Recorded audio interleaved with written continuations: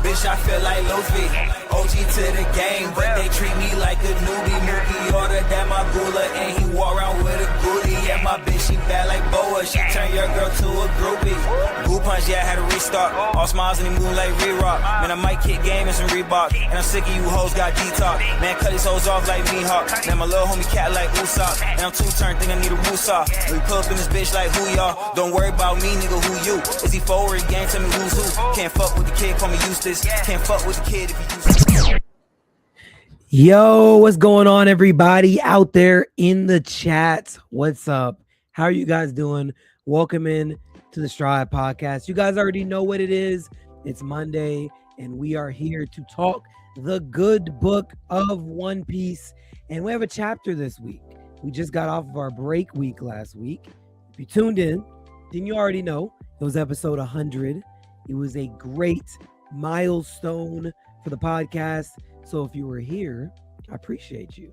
And guys, we're here. We are here for another chapter 1186. If you don't know already, this is the Strawhat Podcast. Every Monday, 8 p.m. Central Standard Time, we are here talking One Piece. And today, of course, is no exception. I'm hearing this is a dope chapter.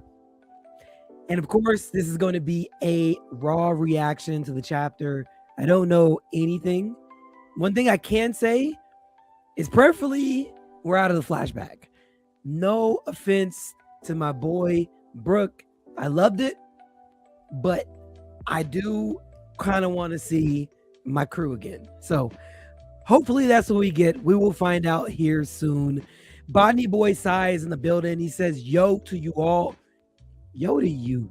Yo to you. Yo to my peeps over on the gram. How are you guys doing over there as well? Over on Instagram, what's up to you guys? It says legendary chapter. Is it?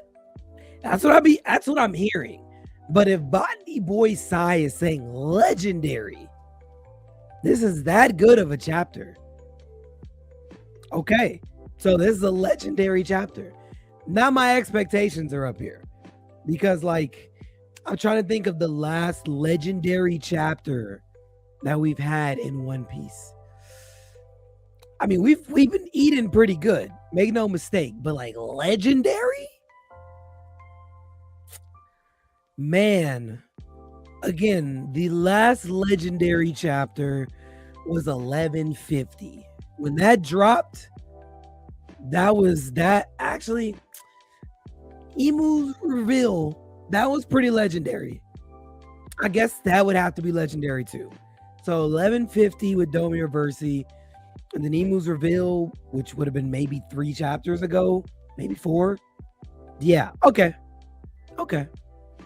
What's up? Dean's in the building. Dean's Life says, what up? How are you, Dean's? Special Vile over on Instagram says it's lit. Dude, it's always lit. It's always lit. And I appreciate you joining and tapping in and dropping a comment. Appreciate it. Captain Nika in the building says, Joy, what's up, Nika? How are you?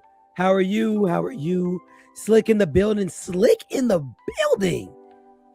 Man, it's a good time when Slick is here, man. What's up, Slick? How are you, my guy? He says, what up? What's up with you? Zah, hello. He says, let's get it. Let's get it, man. Let's get it. It's been a long day. It's been a long week. And I'm here to talk some goddamn One Piece, man. Seriously. Strawberry says, hey, Nakamas. Hello to you, Mrs. Berry. Cut him off like Mihawk. Facts. Facts, man. Facts. Shout out to Nika for the intro song, of course. And Nightbot is reminding you guys, don't forget to like the stream.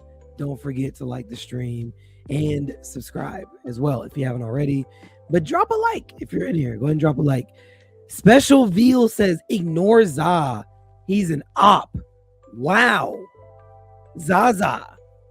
Who is this guy on Instagram that's saying you're an op? Yo, what did you do? Why do you have ops? Like, I don't even know what you might have done, but I'm nervous because I don't really know what to expect, Za. Did you punch somebody? Did you piss somebody off? Because you have an op over here, and I don't know what you did. So I don't know whether to defend you or just not speak on it. Gamer Gav in the building says bust. You're here, man. That's how we say hello in Gav language. Hello, Gav. Strawberry says fire intro. Of course it is. Of course it is, man. Guys, so we have a lot of like One Piece news this week, and I'm not even going to talk about it all now. Maybe we can like talk about it a little bit on Thursday, but there's a lot of One Piece news and a lot of stuff I haven't even watched that's out as well. I know we did get the Wit One Piece remake trailer. I did watch that. I didn't react to it, but just know it's absolutely amazing. And we are now in a time where people have literally no excuse to not watch One Piece. When that remake drops, Oda will have legitimately future-proofed this series because the series is so good. Obviously, people in the future, 10, 15, 20 years from now, are going to want to watch it and they're going to find out about it and start binging it as well. But now they have a series that's more compact, better animation, probably way better sound effects. Hopefully they fix the soundboard because again, the sounds are kind of outdated. So I'm hoping we update the sound effects. The animations obviously look super crisp, but it is going to be such a treat for years to come. And I'm excited. So we got the Wit Studio update of One Piece coming out. That's going to be a treat for future generations to come. And I saw that they did a interview with the head of the Wit Studio remake. I didn't watch that yet. I do want to review that and like react to it. I saw it was like a 5-minute video. He's kind of explaining like behind the scenes stuff. Definitely, I don't know. Maybe we'll go live, talk about that. Maybe we do that on Thursday. Honestly, maybe we, instead of trivia, we go through some of the One Piece news because there is a lot to talk about. I don't know. We'll see. But there's a lot to talk about for sure. But yeah, you know, it's been a good week for sure for One Piece. And then, of course, you guys know that Heroines is going to be dropping soon as well, which I'm a huge supporter of Heroines, the One Piece Heroines. A lot of people have slandered it and haven't even read it. I have the manga here in my room. It's a good read, and people don't like it because of the art style of like Nami and Robin. I get it. It looks different, but the stories are lighthearted and fun. So definitely when it drops, you should check it out. You might enjoy it. It's not canon, of course, but it's definitely worth watching.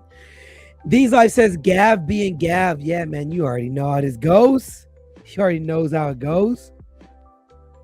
It's all good, man. We know how Gav gets down around here. Bonnie Boy Sai. He says, I'm feeling like Luffy. I got my meat and I'm chowing. Hold on, brother. Now, Bonnie Boy Sai.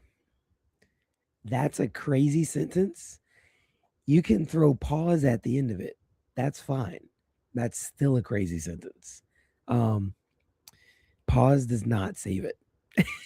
I would have reworded that probably a million ways. I'm gonna let you slide, but you know what? We're just gonna keep it pushing, bro. We're just gonna keep it pushing, bro. We're just gonna keep it pushing. Yo, gang, what's up? Fully in the building. What's going on, my guy? How are you?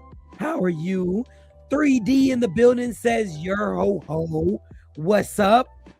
How are you? Dean says y'all see Sanji with 6 fingers. I'm not gonna lie. I did see it. I don't know if it was 6. Sometimes I feel like I saw 6 fingers. Sometimes I feel like I saw 5 fingers. But for the people that are saying it's 6 fingers, and people are like, "Oh, it's the wall behind him." It's like, I kind of did see 6 fingers. I don't think they're using AI to make it, but it did kind of look like an additional finger.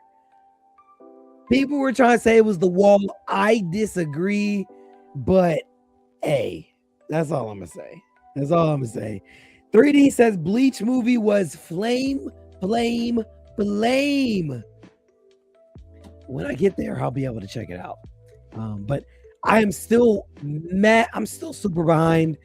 Good Lord. I owe you guys a lot of videos about Bleach, and I promise I will make them.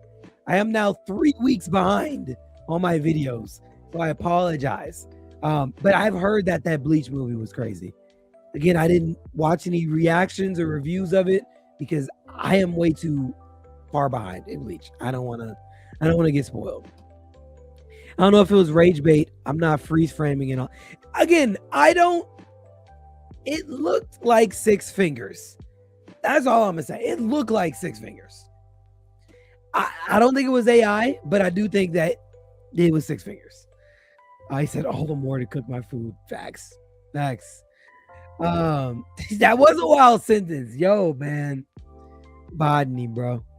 Bodney, man. Bus gang doesn't even go that far. I'm not gonna lie, you've been saying some real questionable things. Pretty sure last Thursday you had a sentence that was pretty. I couldn't even read that sentence because it was just insane. Fully said, "Would I come back to?" Hey man, ask Bodney boy. He's talking about chewing on meat. Hey, I don't want no parts of that. He said, "Yeah, it was 4 under the plate and 2 on the sides of the plate." In my opinion, I ain't tripping though. Let me see. I could probably pull it up and just. I didn't really. It's been a minute since I've looked at it. Hold on. I could probably pull it up because I'm just. Let me see, man. Let me just. Okay. Let me open this up because I actually am kind of curious what you guys think. Okay, so this is it right. Hold on. Here. Wait. There we go. Okay, so wait a minute. Nah, see, okay. I don't think it is. Okay, now I'm starting to see where people were saying it's the wall. Like that part right there is definitely the back wall, but I can see why you would think it's 6 because this is 1, this is 2, and then there's a finger here. But which the way that this is drawn, it should go right here, which is why people would think that's a finger. That actually makes a lot of sense to me. And then this would be a finger and this and this. So that'd be 1, 2, 3, 4, 5, 6. I can see that. The only issue is I get that is the back wall.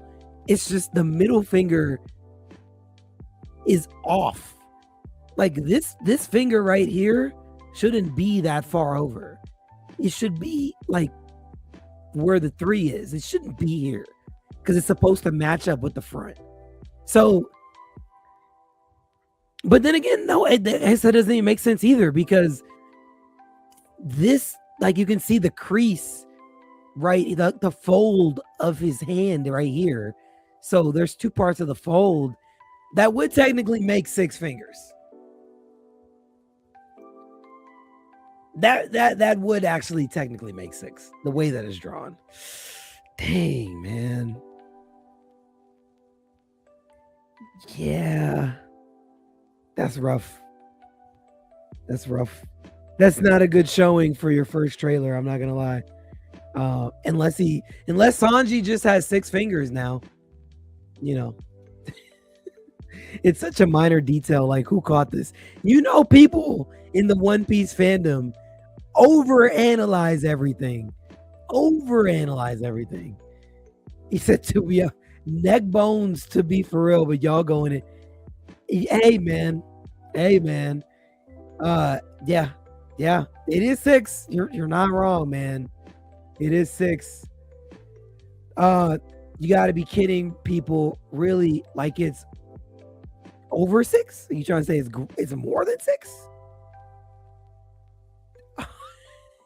Germa 66, 6 fingers. Otis trying to tell us something. Oh, fully. I see what you did there, my friend. I see what you did there. 3D says, nah, it's 5 to me. Word? I mean, again, the problem is the way that this part. Oh, you can't even see that on your end. Hold on. I guess you can't see that. There we go. The way that this part right here and this part, like if you just count the bottom parts, it's 1, 2, 3, 4, 5, 6. Unless this is one whole finger right here. But like that wouldn't make sense the way that it curves.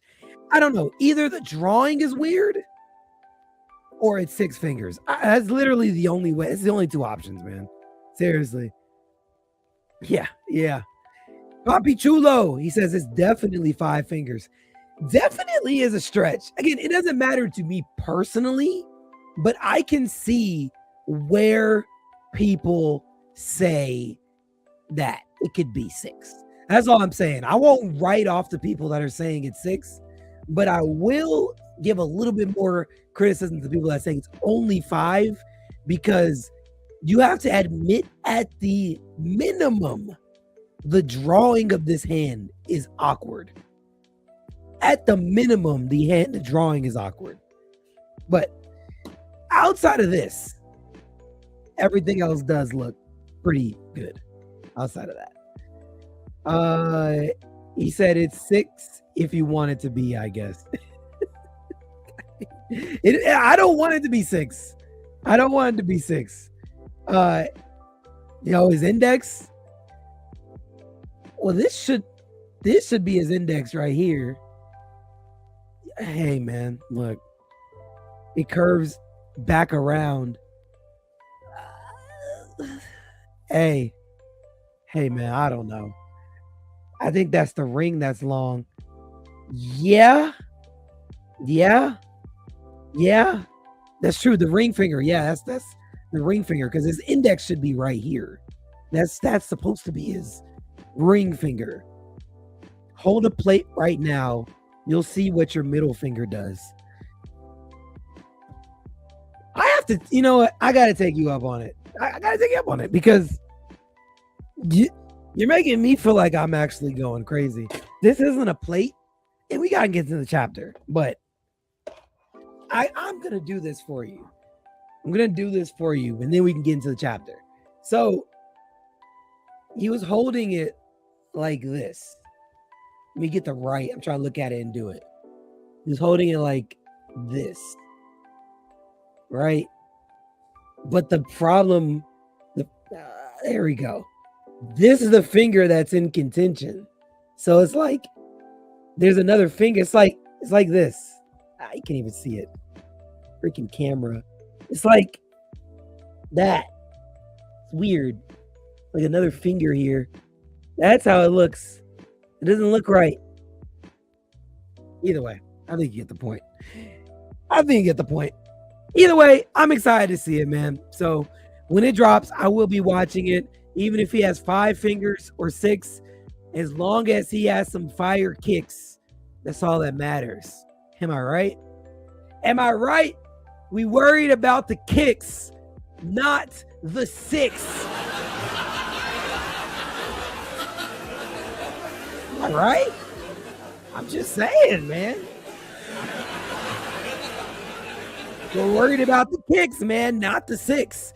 Either way, let's get into the chapter, man. Enough with all this talking.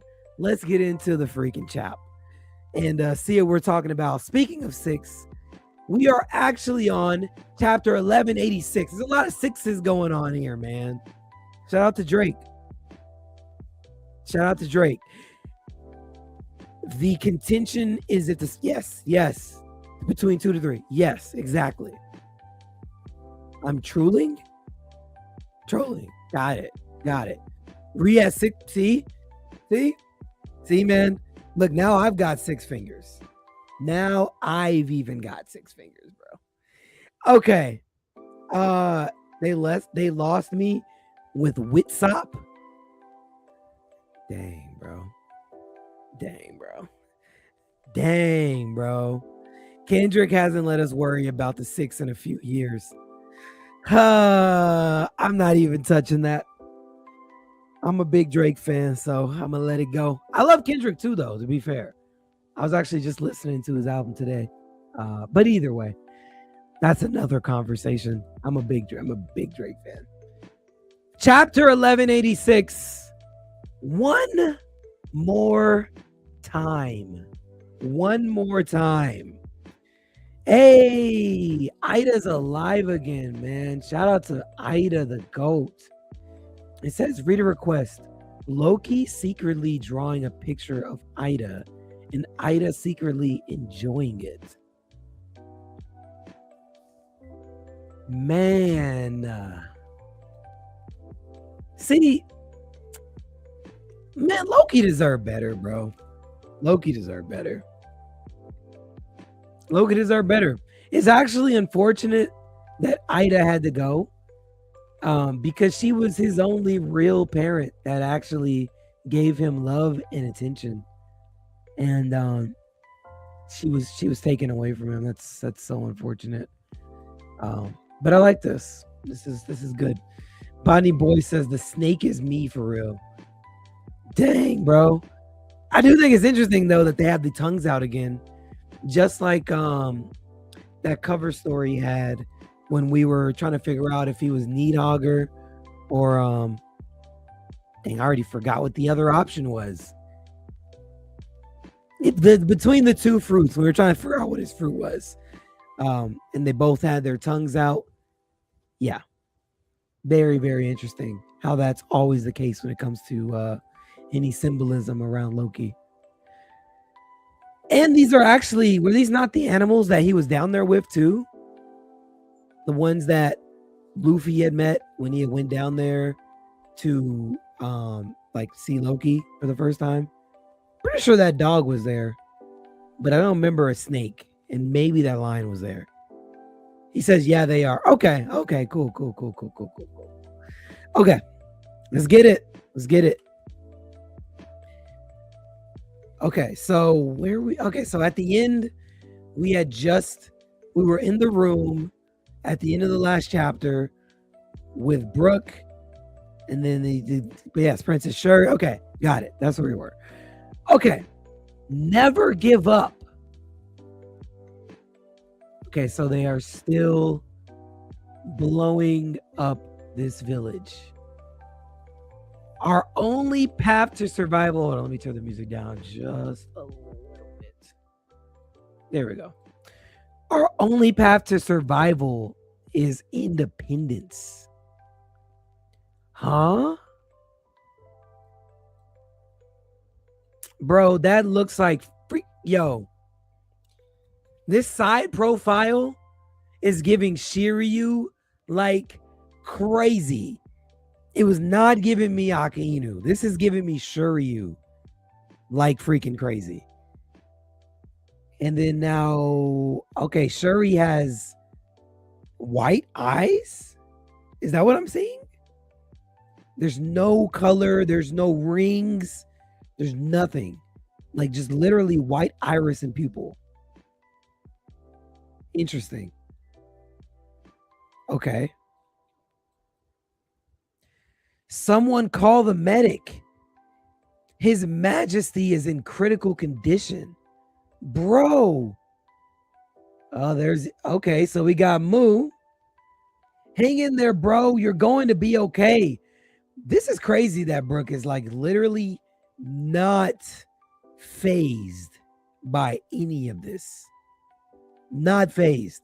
The things that are happening around him, he's just worried about saving his friend. Man. Botany Boy Side says the Domi eye glow. Do their eyes go white like that though? I don't remember that. Maybe that's just something I never paid attention to. But their whole eye is white in Domi? I don't know. I mean, if that's the case, then okay, I just don't remember that. They glow. Okay, they do glow. They do glow. They do glow. Okay. Okay, that's what you're trying to say. But Facts, man. Yo, the respect for Brooke is definitely at an all-time high right now. Bro. Are you a fan of mine, old man? Hey, I'm not that old. He's having a flashback in a room with the strongest creature in the world. And a Gorsei in its freaking yokai form. Wow. With a Domi person and another Holy Knight. That's he legit doesn't care. Like he legit does not care. That's freaking insane. Yo, I guess I'll call you bro instead. Bro. Dean says, imagine Brooke breaking out. Yo, he legit might. Because remember last time, that kind of made me mad. It's like, you're breaking out in song and we're all like sad because we're starving. And it's like, okay, let's sing a song about starving. That would have pissed me off. I'm not going to lie. That would have pissed me off. So if he does break out in the song, that wouldn't surprise me. Brooke is having his Marine Ford right now. I can see where you're going. I can actually see where you're going with that. Okay. First plus second backstory. First and second backstory equals saddest past in One Piece. Let me see how this ends. Before I say that. Let me see how this ends. Because he ends up sailing away at some point and being with friends and then getting Laboon. So like there is a period of happiness in between this before the sadness comes again. I just need to see, you know, what happened in between, because technically all of the stuff that's in between that is also a part of his backstory. You know, prior to the Yorkie and his entire crew dying, there was a period in between there. I need to see what happened in between there. Because like Laws is still pretty bad. No way. Either way you cut it, it's still bad. And I need to find out what really happened to Brooke's parents too. You know, there's still some factors I gotta see. His backstory definitely jumped though. But let me just see how this ends. Bonnie Boy Side says, for me personally, it's Zebek. I don't know. Again, Zebek, like, he kind of, Zebek's is sad, but again, he was not a good person though. So again, it kind of was something that was going to happen to him. He wasn't like, maybe in a weird way, morally he was good, but he was still like, he wasn't morally good like Luffy. He was still bad. in his own right. So I don't know. I don't know if I could put it back that high. Bro. Hey, didn't anyone hear me call for he really does not care. Man, like, bro. No, this is different. I'm getting the direct Sabo parallel. This is very interesting. I need to see how this plays out. Because, like, you really don't care at all. Like, Sabo didn't care either, to be fair. Because when he rose the flame wall and talked to Cobra, he was like, hey, we got this conversation. You know, what's up? What you got going? Who are you? Even though, like, all of the yokai were around him and Emu. But this is a different level of not caring, man. This was an inconvenient time for an interruption. Brooke, that man is already dead. You there? Who are you? What have you done to Princess Shuri? I've been watching over this girl since she was a newborn baby. I know she's not capable of this kind of bloodshed. I know everything about the princess. But Brooke, did you know that I was a celestial dragon? Ooh. Okay, so does that confirm? Like, is that full-on confirmation that Kendall was a holy knight? Oh, wait, hold on. There's more. Did you know that this man was not my real father? Ooh. Y'all are catching some W's. I know a lot of y'all said that last week, that was going to be the reality. Some of y'all caught some nice little W's off of that. Stop calling him this man. Huh? What are you talking about? You are King Reuben's legitimate daughter and heir, of course. Where's the proof? Proof? You don't need proof between parents and their children. Yes, you do. It would have made a huge difference in my life. I've now wasted 16 years I could have spent as a celestial dragon. Do you want? Hold on. This whole interaction, first off, is odd because generally Domid people are not just having these like coherent, from what we've seen before, at least on Elbaf, when you're Domid, you're generally on go. So you're flipped and you're like fighting.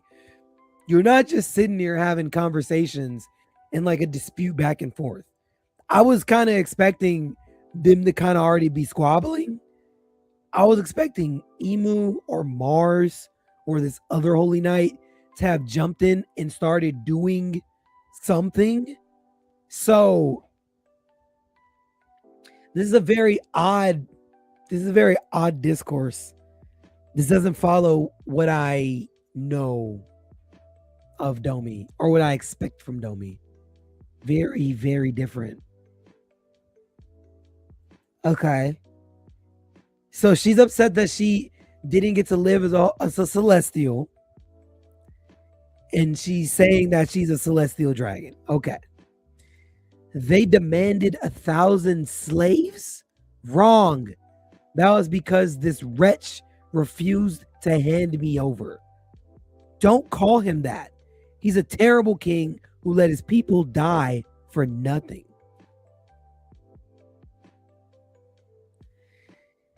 Yo, hold on, man. So, okay. Oh, let me read these comments first. Hold on. Dean says, Law seeing his family die, hiding in bodies, having one ray of hope killed, and having a terminal. See there, Law's definitely up there. Yeah, exactly. He got saved, but through him. Yeah, he ended up getting Corazon killed. Man, I can't imagine. First off, just living with the grief and the regret of meeting freaking Virgo and turning in Corazon on accident. I couldn't imagine living after that, man. That alone is pretty rough. Pretty rough. I'd have a tough time sleeping at night having that happen. His own positivity is the driving force behind this greatness. I mean, look, you're not wrong. Look, you for sure has convinced me in a lot of things. That's a fair point. Is Luffy morally good though, or just plot convenient? I think Luffy is okay. I did say it was morally good. I think he's morally ambiguous, but I do think there's something innate inside of him that will skew him to the positive side. I think it's ambiguous, but I think that he is ambiguous. His morality is ambiguous, but it will always end up on the right side. He will never end up on the wrong side. So he does innately have something inside of him that's telling him like that something is either good or bad, but his path to get there might not be morally good on his way there, but the outcome will always be something we can always agree upon morally. Like, I still don't agree with him decking Vivi in the face. That scene still does not make sense to me. As many times as people have explained it to me, but it's like, okay, I guess whatever. It was still kind of stupid, but hey, he did it. But at the end of the day, he did save Alabasta, and he saved her multiple times. So it's like decking her in the face was dumb to me, but he ended up like doing the right thing at the end of the day. So he said Luffy is loyal about a bucket. That's fair. Zebek was really only sad at the end. King Deadbones lost 3 old families and had the perseverance to find a 4th. Man, I'm not gonna lie, that's valid. That's valid. That is valid. I don't know, man. Zebek took a clan wipe, and the dying thought he killed his wife and kid. That's fair, but he was on that. He was really on some like. He was kind of ambiguous too, because he was robbing people that needed to be robbed. So some of the crimes he did would kind of fall in the same category as where Luffy was with his crimes too. So it's like, I get it. But he was still more on the side of trying to do bad than Luffy is. That's why it's kind of hard for me to say that, because he was trying to be king of the world. I don't think anyone that's trying to be king of the world is good. So I don't know. I can't really feel bad for him, because you're trying to be king of the world. You're going to end up with situations where you put your family at risk, which is exactly what happened. So it's like, you can't, I don't know, man. So how much of this is the truth?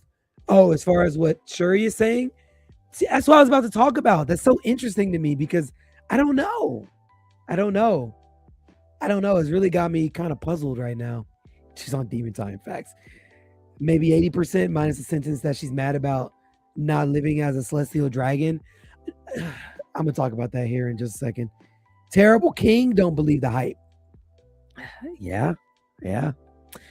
That part is true. I agree with that Luffy take. Fair enough. Thank you. This serves as an example of a king doing some deceitful things to protect his blood, and like Harold, his intentions were good, but the actions sealed their fate. That's tough, because I love Harold, man. Let me read that again. This serves as an example of a king doing some deceitful things to protect his blood, and like Harold, his intentions were good. I need to see what led up to him being domied.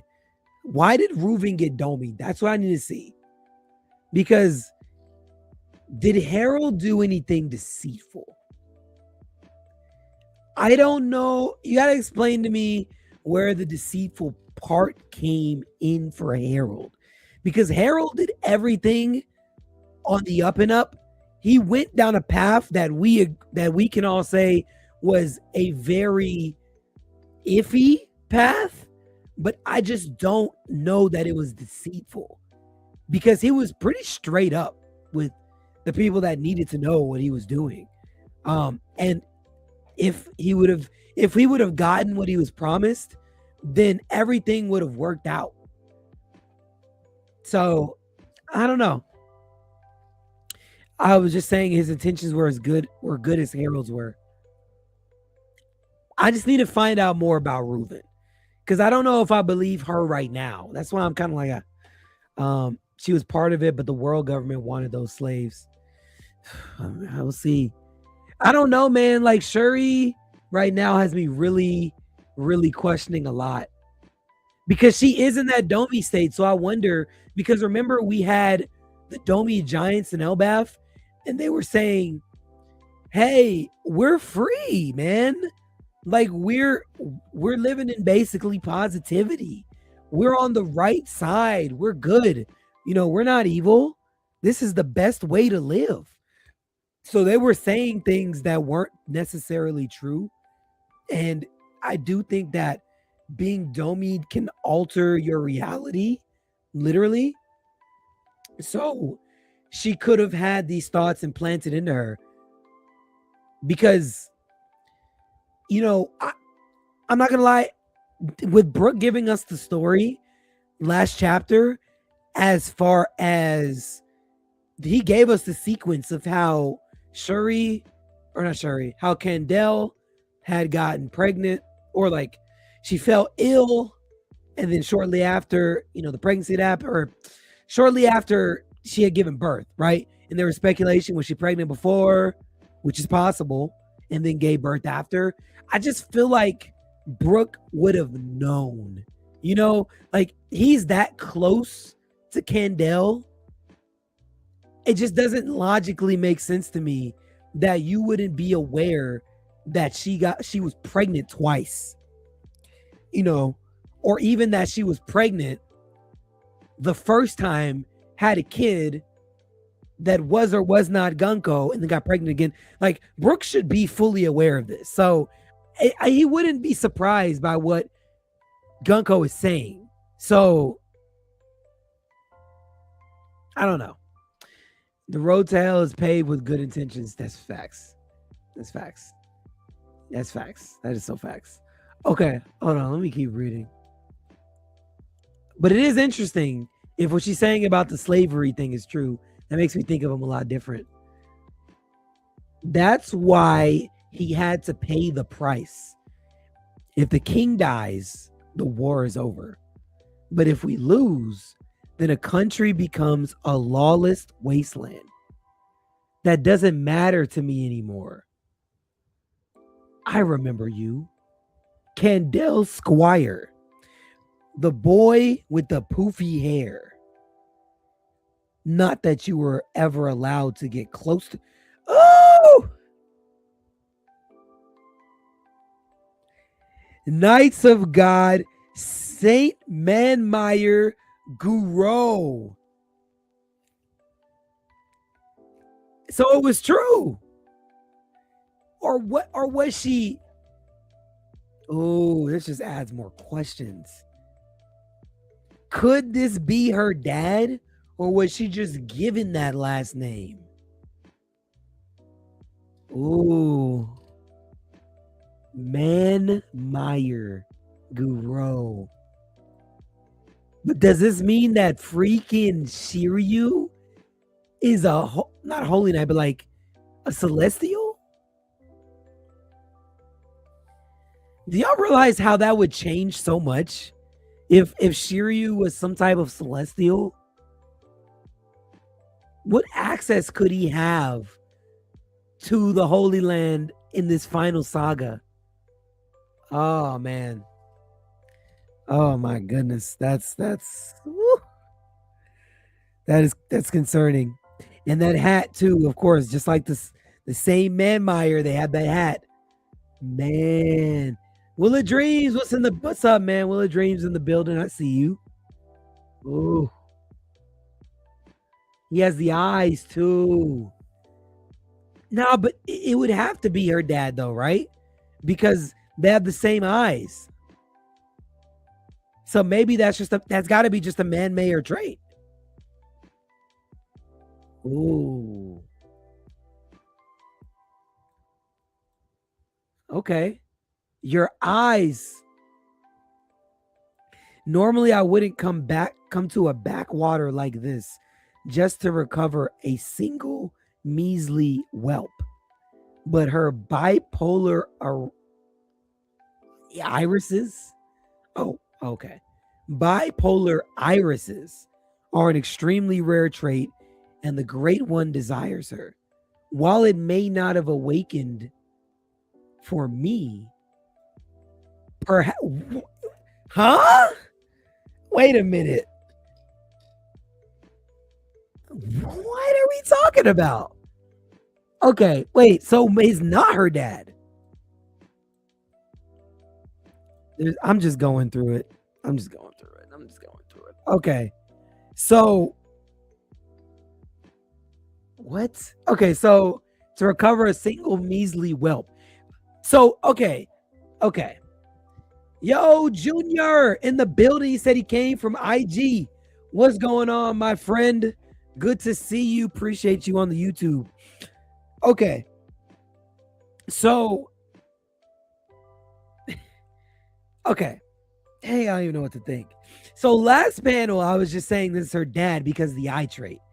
But he's acting like this is not. So maybe this is not a man-made trait because he's saying it's a single measly whelp.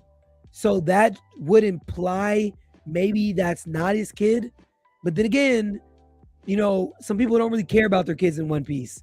So maybe he got Candle pregnant and dipped off because, like, whatever, F you, take care of the kid. That's possible. But then the eyes have me thinking that the eyes are a man-made trait. So maybe it is his kid. But then he's saying it's an extremely rare trait. So it's like maybe it's not his kid and it just pops up in random people.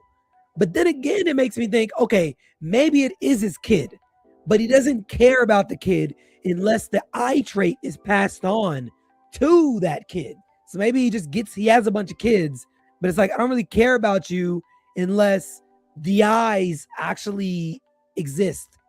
Like that gene gets passed on to you. So many. Dizzy in the building. What's up, Dizzy? Yeah, facts. The squad is rolling up. Facts. What's going on, everybody? I'm about to read all your comments here in just a second. I'm about to read all your comments right when I finish this page. Man, it's just like there's so many ways that could go, man. Okay, Oda. And Oda did this on purpose so we could sit here and speculate. So, but then he's talking about awakening. While it may not have awakened for me, perhaps she can. Thou speak too much, Guru. Oh, my apologies, Great One. Make it quick, Shuri. Wow.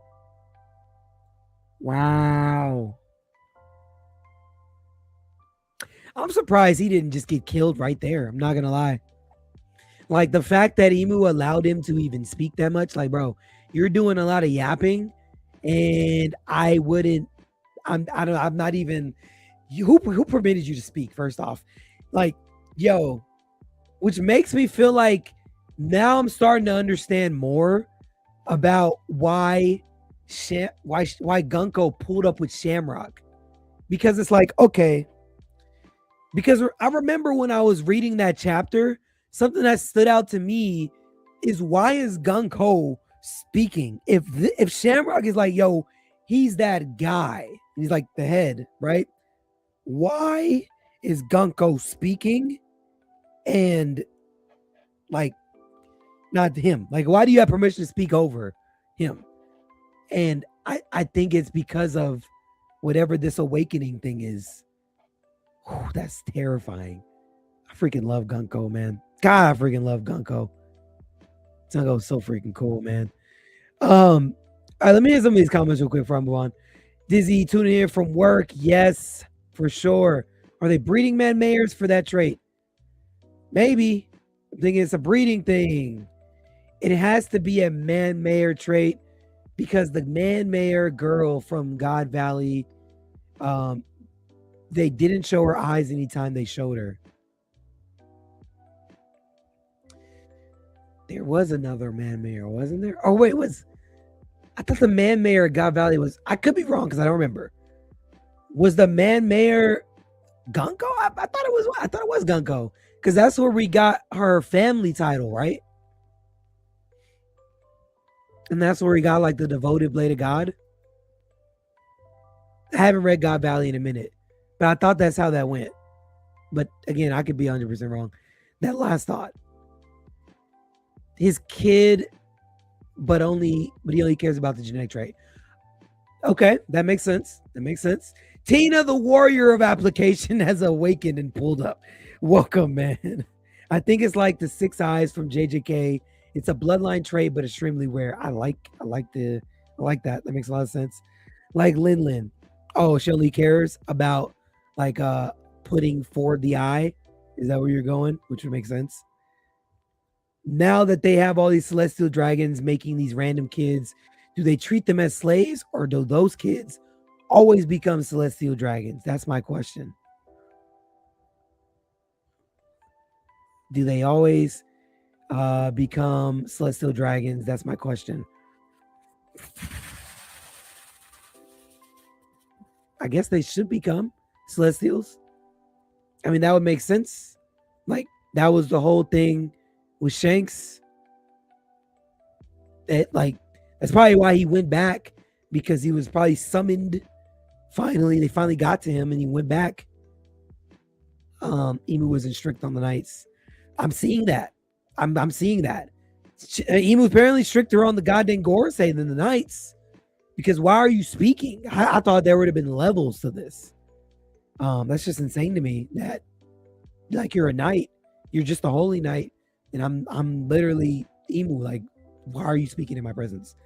I just would have thought. Emu went immune to yapping himself. Okay. Hold on me. Ooh, do I have a lot left? I do have a lot left. I think Cavendish was his bipolar.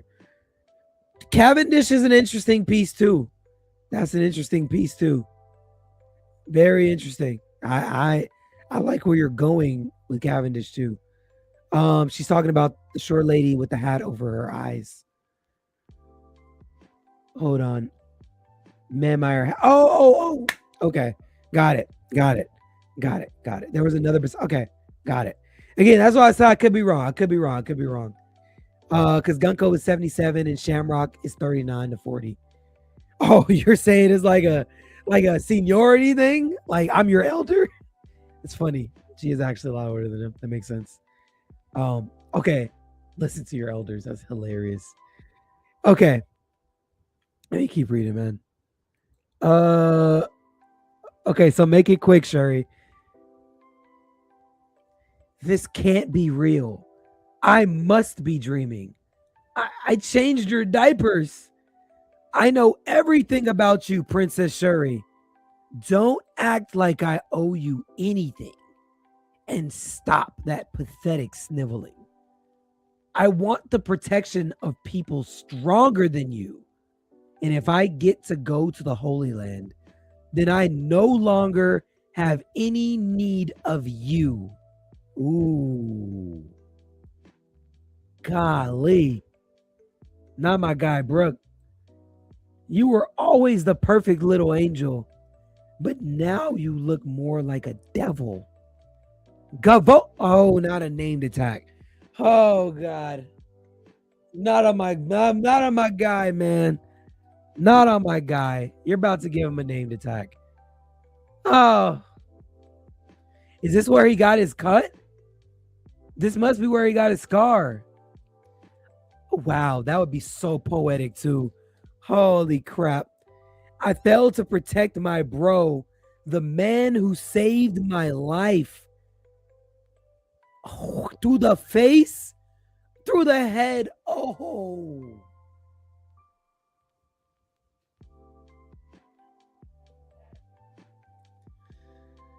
Yo. Yo. That's crazy, man. So Gavolt Bon Devant. God. Is he singing while he's dying? Oh, cows and frogs and slaves and kings. We're all bones when we die. No. Through the afro. Oh, you said he. Oh, that's facts. He did drop to his knees. Oh my God. So she was trying to go straight through his chest. Oh my goodness. We're all bones in the end. Yo. My guy just pulled off a Harul feat. Because Harul literally got a sword through his eyebrows that pierced through the back of his cranium, just like Brooke. And he lived to tell the tale. So now we have two people that have this exact same feat. Wow. I mean, like, this is another Brooke upscale, because I gave Harul the upscale that he deserved because that was such a crazy defense feat. Now you just took a sword through your eyeballs or through your eyebrows. And you're alive, obviously. This didn't kill you. Man, that's crazy. You didn't die from this, but you died from starvation. That's unfortunate, man. I'm not gonna lie. That is freaking unfortunate. Use his own move on him. Facts. King Brooke did it first.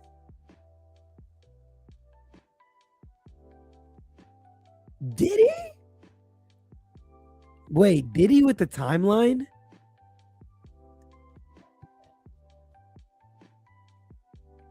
I guess he could have. No, I guess he could have, because Harold would have died. Yeah, no. That makes sense. That makes sense. Yeah. Okay. Yeah, because Harold did that on the same day Loki was there with him. So yeah, that should track. Okay. He did do it first. Okay. That's valid.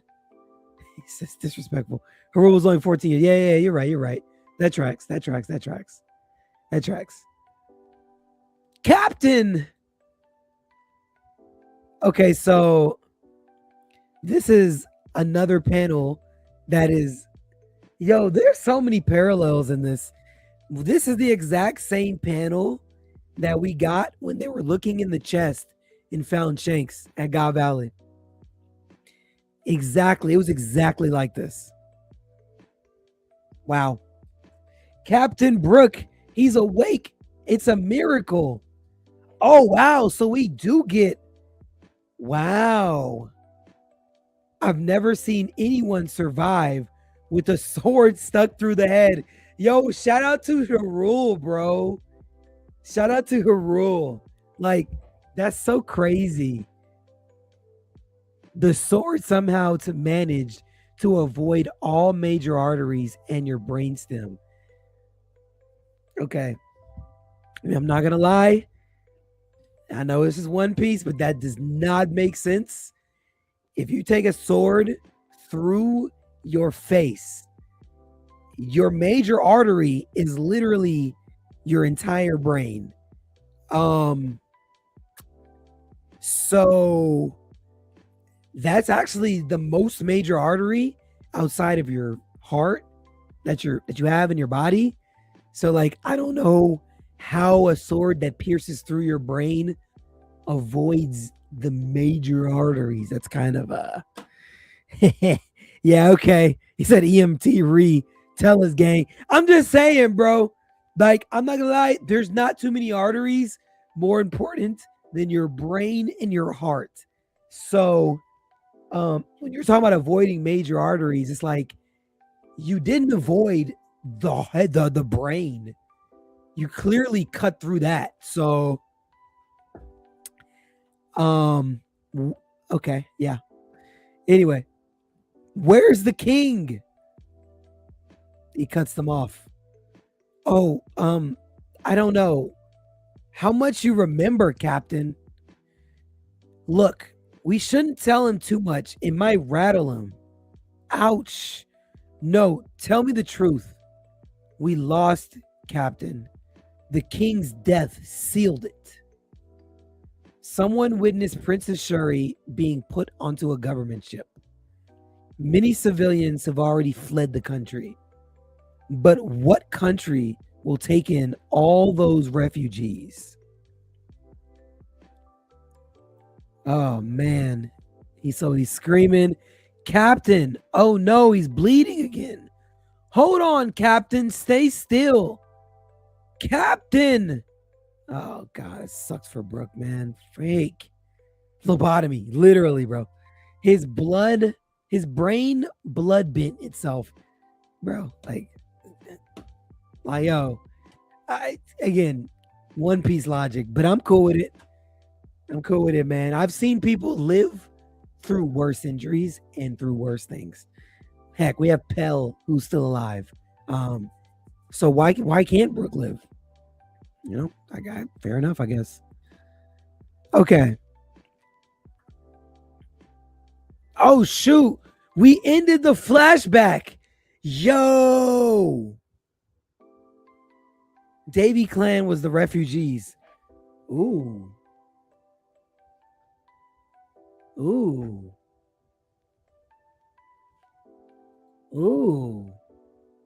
Now, we had kind of already spoken on that. I know that we've been talking about that.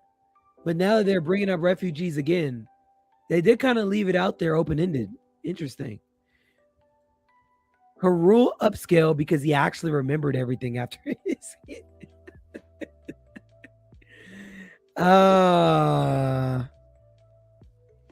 Yeah. And he didn't need that sword pulled out either. So, you know, hey, true.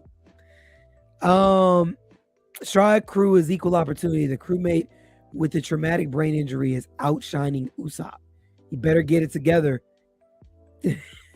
Hey, man, I am banned from making Usopp comments. So I am not even going to touch that.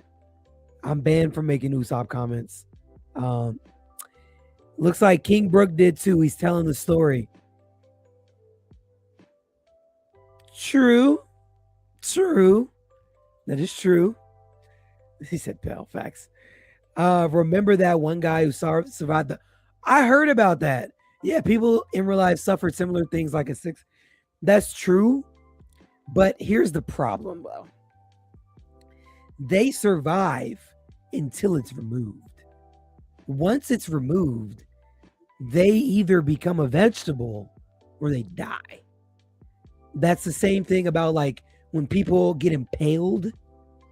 Then this is coming from me being a paramedic who's had some people in these situations where it's like, okay, when people are impaled, we don't even attempt to remove it. We just stabilize it.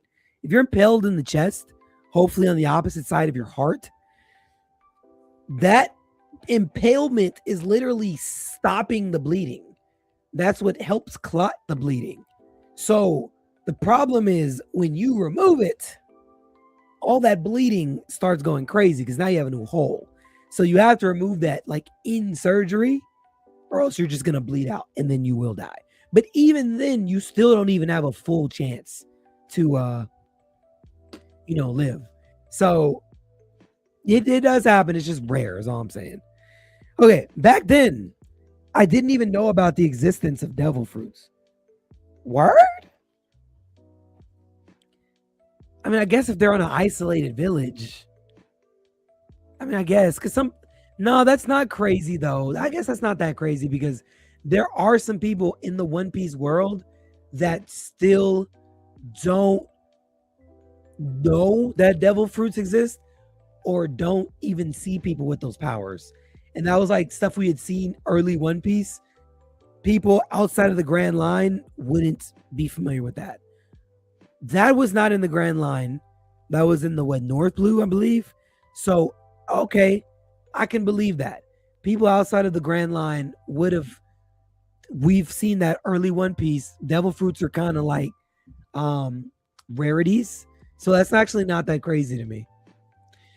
I always thought that I had hallucinated what happened. Such was the shock I suffered at seeing my savior dead on the ground. And the terror I felt at the changed princess, her new demonic visage, if those were not illusions, but real memories, my friends, do you think it would be all right if I had faith in Princess Shuri just one more time?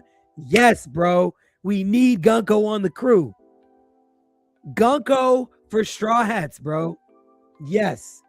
Have faith in Princess Shuri one more goddamn time, bro. We need her on the crew. We need her on the crew. If she happens to be a victim in all of this, run, Brooke. Because I'm Papa and Mama's daughter. Oh, this is going to be a crazy episode. When this is animated, I think I'm crying. I think I'm going to cry. I want to save Princess Shuri. May I ask for your help in achieving this goal? Dang, he's bowing down to them. Man, let's get it, Brooke. I mean, it's not a good time, but I respect it. Okay. Do you really need to ask? Let's hurry up and break that block of ice. Maybe lightning will work on it. Sorry, you already know. You already know when she locks in, because she freaking locks in. That's my dog, bro. That's my dog. Don't let me see her drop a lightning strike this chapter. I might freaking go crazy. I've been deprived too many chapters. I'll use my radical beam and I'll melt it in one go. I don't think I should use explosives. What can I do to help? Okay. Why would... Oh, whatever. I do not speak about Usopp. I'm going to keep it pushing. Hey, wait up, Brooke. Cafeteria, Walrus School. I'm all full. That bad news guy is Elbaf's enemy, right? Huff. Well, that means... What is random foot that's getting tossed? Somebody's foot got cut off. I can't remember, though. I think that was... It's been so many chapters ago. I don't remember whose leg got cut off. But that's Luffy's foot right there, though. Okay. He's my enemy. I'm overflowing with strength. Right now, I can't see anyone beating me. Okay, Luffy. Okay. It's about to go crazy. Quit going after the kids. You world government folks sure do fight dirty. Does thou not know why? Shall I teach thee? 800 years ago, thy suffered defeat in order to save thy children. The lore in this chapter is never ending, bro. Thy kind suffered defeat. Okay, the giants suffered defeat in order to save thy children. What do you mean 800 years ago? The nature of race does not change in mere centuries. Simply abduct thy children, and I can control thee at will. That's true. That's true.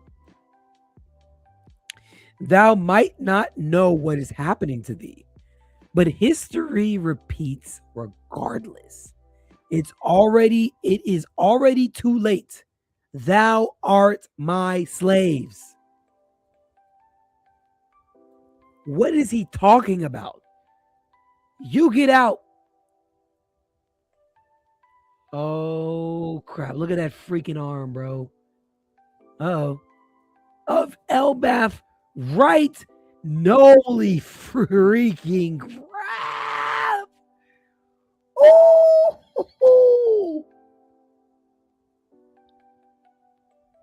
My man Luffy just landed a freaking punch to the face of Emu. Oh my goodness. And the whites of the eyes are not there. So that's like a punch that like loses a little bit of like you lose a little bit of consciousness there. Ooh. Ooh. Ooh. Yo. Absolute cinema. They gave me just enough in the current time and just enough in the flashback. Yo, Oda still got it, bro.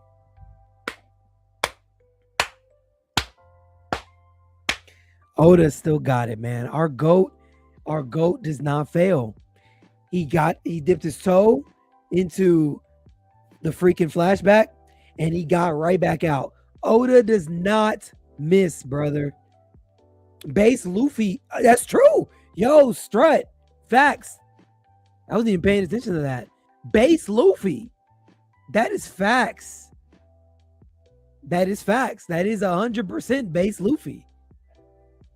Yep. We haven't even, no gears. Base Luffy is landing that punch. So now I need to see what does that do to Emu. Ooh.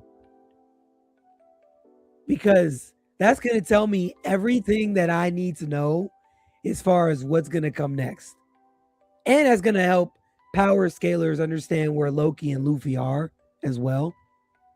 Even though Loki was kind of already landing hits on Emu. So it's like, it's probably unfair to try to scale Emu and Loki. Not Emu. Loki and Luffy to what happens to Emu after this. Yeah, no, facts, Pop. Yeah, Poppy Chulo. Facts. Let me see your comments. And we're about to get into the second half and explain and talk about this chapter. Let's see. Man, I'm behind. Let me try to blast through these comments real fast.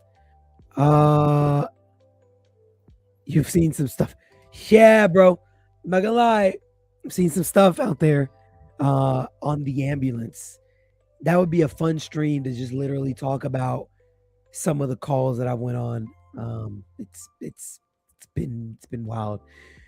I think Leuven snapped out of it because his body was found by the dock, not in the throne room. And we still have to see Shuri yelling father. That's true. I'm sure he came out of it like rocks. Goru killed Leuven. He could have. So dead bones upscale. Hey, Brook gets the defense upscale at a minimum for me. This is a great showing for him. He didn't know. Yeah, we talked about that. He ate his devil fruit when he was a kid, died of starvation. He's died countless times and didn't know his devil fruit was reviving him the whole time. Did he eat that as a kid? Do we know that? Has that been confirmed? When he ate his fruit?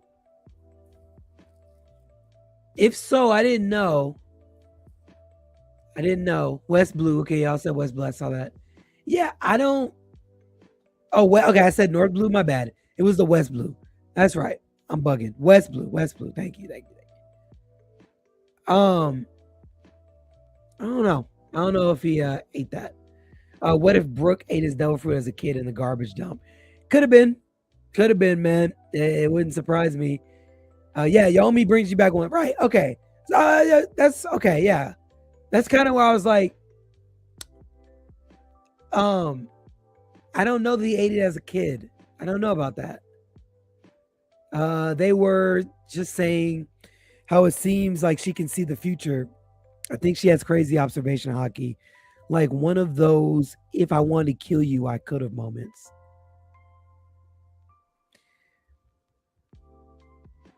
I could see that. Are you saying absolutely not to Gunko joining the crew? Come on, man. Gunko, come on, man. We need Gunko. Yamato over Carrot and Carrot over Gunko. No. And by the way, I love Yamato. Yamato is in my top 5 favorite characters. But, and I love Carrot too. She's not in my top, but she's in my top 10, but not top 5. But Gunko, the amount of depth that comes with Gunko, she is so well written, and we don't even know everything about Gunko yet. So no, I can't agree. I just can't agree with you. I just can't agree with you, man. I just can't agree. I like Gunko's power more. Yeah, for sure. Mr. 2 overall. Oh, Bonkley. Bonkley is dope. I love him. I definitely love him. Over everybody. I don't know about that. Gunko skill-wise is cool, but kind of dislike her for what she did to Brooke, unless she faked it to keep her alive. It could have been like a wow, I'm about to give a Bleach parallel. It could have been like a Rukia Ichigo type thing, like when she was getting taken back to the Soul Society. It's like, man, I hate you, Ichigo. I was never your friend, and you a hoe. And then she walked off with her brother, Byakuya. It could have been something like that. I don't know. These Life says, lay down, Usopp. Just lay down. Hey, man, I am not touching that. I've been banned from speaking on Usopp. Yeah, peace. Oh, with Emu. No, man, no Gunko on the crew. She's too old, and once she loses Emu's favor, she's done. Unless Awakened Bonnie can do something. See, that is what I wonder. Because I've always wondered if when Emu had kind of untethered from Gunko, because like it almost looked like Emu had separated itself literally from Gunko. Because remember, Gunko was kind of hanging on by that shadow of Emu, which was kind of like the soul, and she was kind of like hanging in the balance. I always wondered if that was her kind of being untethered from Emu. And the Gunko we see now is literally free of all that. Because the way I saw when Gunko, when Emu was flying away, looked back and saw the block of ice, I saw it as Emu trying to get rid of Gunko, not free Gunko. When Emu threw the Omen blast at the ice, I always read it as like, okay, this is like a FU type moment because you basically tried to switch up on me. So I'm gonna throw this Omen blast at you to hopefully kill you. That's how I always saw it. So if that is the case, I could definitely see a reality where Gunko is like separated from Emu. What's up, Nika? What's up? What's up? What up? Is on the building? What up? Let's see. Jesus sandals equals putting on the boxing gloves. Hey, man. He's ready to scrap. Hold on one second. Okay. Emu Jefferson over here. Yo. Crack the facts. Facts. History repeats itself, huh? Yeah. Kind of the same in our world. True. Legendary. You might have been right. I got a little bit of everything. Where's the godly observation move? True, because you didn't see that punch coming. Fully. Yo. Might be top 5 of the year. I'm here to I'm listening. You got me listening. Observation is hockey. Big Moo has Maki. Okay, 3D. Okay. I hear you. Hockey is king. No gears, but using Rokushiki. Okay. Not a regular punch. Look at that advanced hockey. Yes, right. He's just in base. That's all I was saying. I think we got blue balled, and Emu needs to leave in 2 chapters. How do you say that? Explain. I'm very curious. Hockey Maki, I don't care. Where's bro's observation? Or equivalent of. Okay. In the scans, Luffy's first words to Big Moo. Was that TCB? That must have been TCB then. I wish they would have had that in the Viz. Think about it. Every last Straw Hat member was dang near reluctant to even join. Luffy has to kid. That's true. And he's about to kidnap Gunko. I said it. Don't get mad at me. Don't get mad at me, man. We need someone that can tell us all the information. Because it's cool that we have someone that can read the poneglyphs. But there's a whole other piece to this that we kind of need to understand. And now that you're throwing in, I'm gonna be honest, the fact that they threw in that there's another level and there's like an awakening piece to this, that almost confirms in my head that Shuri's on our side. At the minimum, they're not gonna give whatever that is to Emu. That means we are taking Shuri, if not on the Sunny, in the Grand Fleet in some capacity. King Brooks said yes immediately. Facts. Opening the doors for the Straw Hats, that scene, that's a Straw Hat right there. Okay. The eye snapped a thread. Hold on 1 second. Vans, what up? Good, man. Got the Dodgers hat, man. Thank you, bro. I was nervous. I was viewing on the low, man. I didn't want to comment anything, man. Okay. Because I knew you would have been sitting there for like 10 hours on that Yeah, bipolar irises. Yeah. My bad, man. The eye snapped a thread, which is why he pulled up in person, because he realized the only person who can do that is a squirrel. You're talking about the ice, right? Wait. Oh, you must be talking about what I was saying. The ice snapped a thread, which is why he pulled up in person, because he realized the only person who can do that is the squirrel. He's not a squirrel. He's Ragnar. Please correct yourself. Sun Ragnar. God and Rain God, welcome. So When the Rain God is Nami. Like, we already know this. She's already on the crew. Brooke said he couldn't at first because he had to go get his shadow back. That is true. He did say no first. He said thank you, but I declined. He said yes first. Then he explained that to really join, he needs his shadow back. I can't even get into this debate because I only watched that episode one time because it's Thriller Bark. So you'd have to ask one of these guys who's right, because I don't know Thriller Bark like that. Fully, you must know.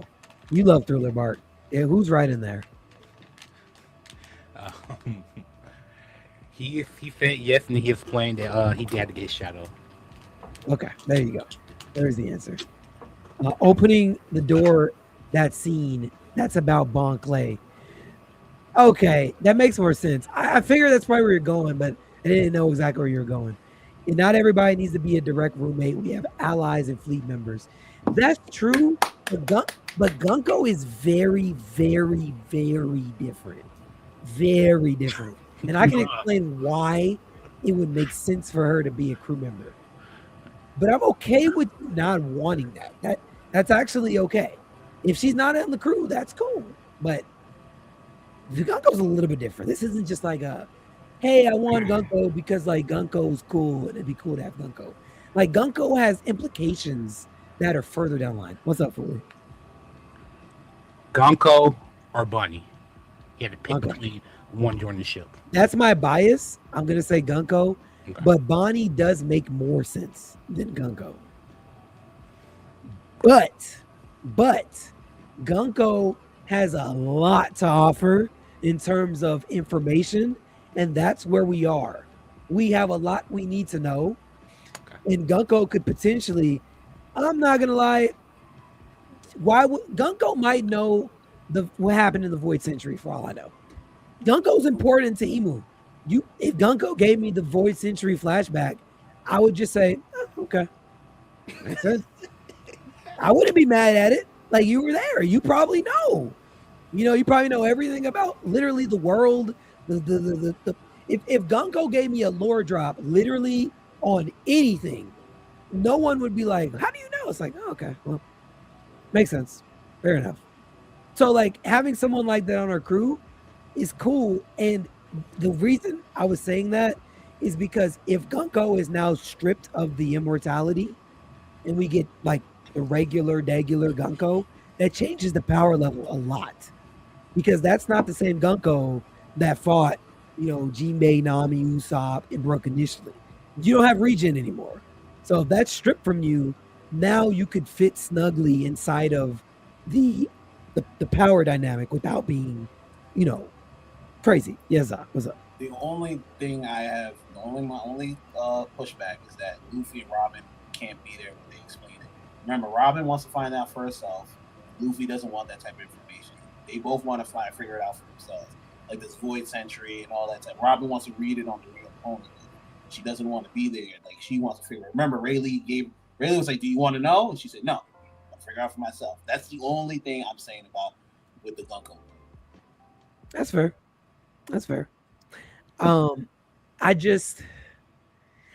I think she could be there to at least give us more explanation on things. Maybe you don't give us but when we actually start finding things out, it's like, okay, boom. Like this is kind of, to fill in the gaps of like your confusion. Because just like Robin kind of explains things to Luffy when he's kind of aloof, that could be that type situation where it's like, oh, you don't get it? All right, cool. This is what you know already, but let me just like break it down so you can kind of, get it. Yeah. Okay.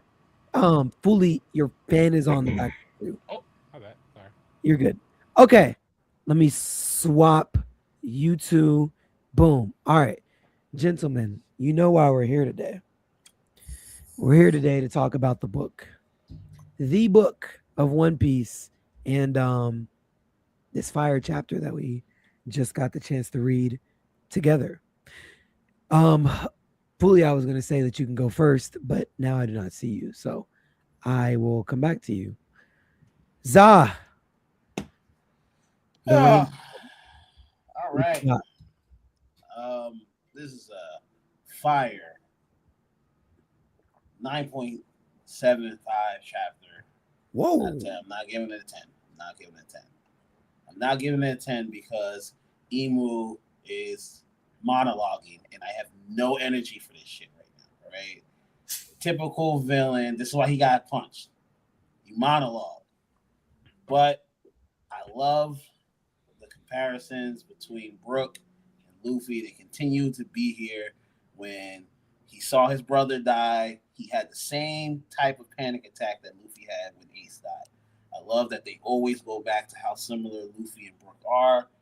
And I love, one thing I did love about this lore chapter, it showed that even back then, how much devil fruits weren't known about, because Brook said, I didn't even know about devil fruits back then. That is one of Oda's best things he taught, devil fruits. I love when he talks about the lore of devil fruits. I want to know what these powers are with these eyes. You know, it is what it is. But even though I hated Emu, I gotta give him credit. Emu believes in what I talk about all the time on this chapter. TBC, trauma breeds character. Because what did he say he's gonna do? He's gonna kidnap them kids and give them some good cases of trauma so that they can go back to the way that they once were. Emu, even though you do monologue, you understand what needs to be done to these kids because they all freaking suck. And shout out to Luffy for finally getting back into the picture and doing what he had to do. And I love that Luffy is straight hands, no talk. The complete opposite of monologue Emu. That's what I'm calling now. Monologue Emu. That's what I'm gonna call him now. So, and once again, Brook has taken the Monarch as being the most tragic Straw Hat of all time. Whole life. Most tragic Straw Hat. Most tragic Straw Hat. Listen, there's no Straw Hat that's gone through what this man's been stabbed in the head. Yo, Brook has been through some stuff. So he is allowed to say his little running gags and do all this. The man has been through a lot. Okay. Valid. I don't mind the monologues though. I kind of need these lore drops. So I know we're in for a lot of monologues, but that's cool because I do want to find out more about what Emu has to tell me. Yeah. But if you get Gunko, you can get all that without the, 800 years of like he just sounds bitter. Like he just sounds like a bitter ex. Emu has been coming off as the most bitter. Oh, and that's one thing I wanted to talk about. You see how when Brook is like crying over his brother, you see how Emu's kind of like looking at it like, oh man, that's how me and Joy were. This thing is all about love. Like this is what this is boiling down to, and I hate that it's come to this. But we're here. Hey man, the power of love. God damn it. Look, man, I already told you that's what it's gonna be, bro. That's what it's gonna be. The Void Century, man. It's gonna be the Goon Century, bro. The Goon Century. Just get ready for it. Uli, bro, I'm ready. Please bless us with your insight. Wait. Let me tell you about this. Now you're good. Go for it. All right. Great chapter. Enjoyed everything that we got from like the Brook flashback and everything like that. Getting more depth of that and finding out about the whole saint that we got in, like the saint that we got introduced to the Monmare, God Knight and whatnot. I thought it was very interesting, especially his wording, because I've always brought up the whole bunny thing with the whole like bunny's an experiment child.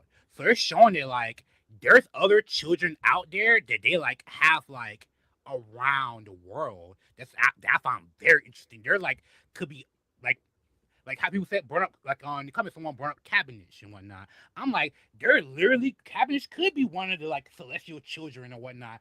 There could be like children that are just spawns of celestial dragons and whatnot. I'm like, I found that very like interesting in a sense of like they, as like in the sense of like they look at themselves as gods. And we go to like the Greek pantheon and how Zeus would act. Zeus would come down and just breed with people and then like, you know what I mean? And go on by his way and whatnot. And like when you did have that one special demigod or whatnot, they would come like around for him. And I'm like, this is just very like interesting coming down from like Mount High to pick up a chosen child that has like a eye ability and whatnot. I'm loving like the whole like lore stuff that we just getting from this whole short interaction and whatnot. And then we go on from there to the whole Brook asking the Straw Hats for help. I love that because it takes me back to the whole Robin moment of like, tell us what you want. Like, you know what I mean? We family.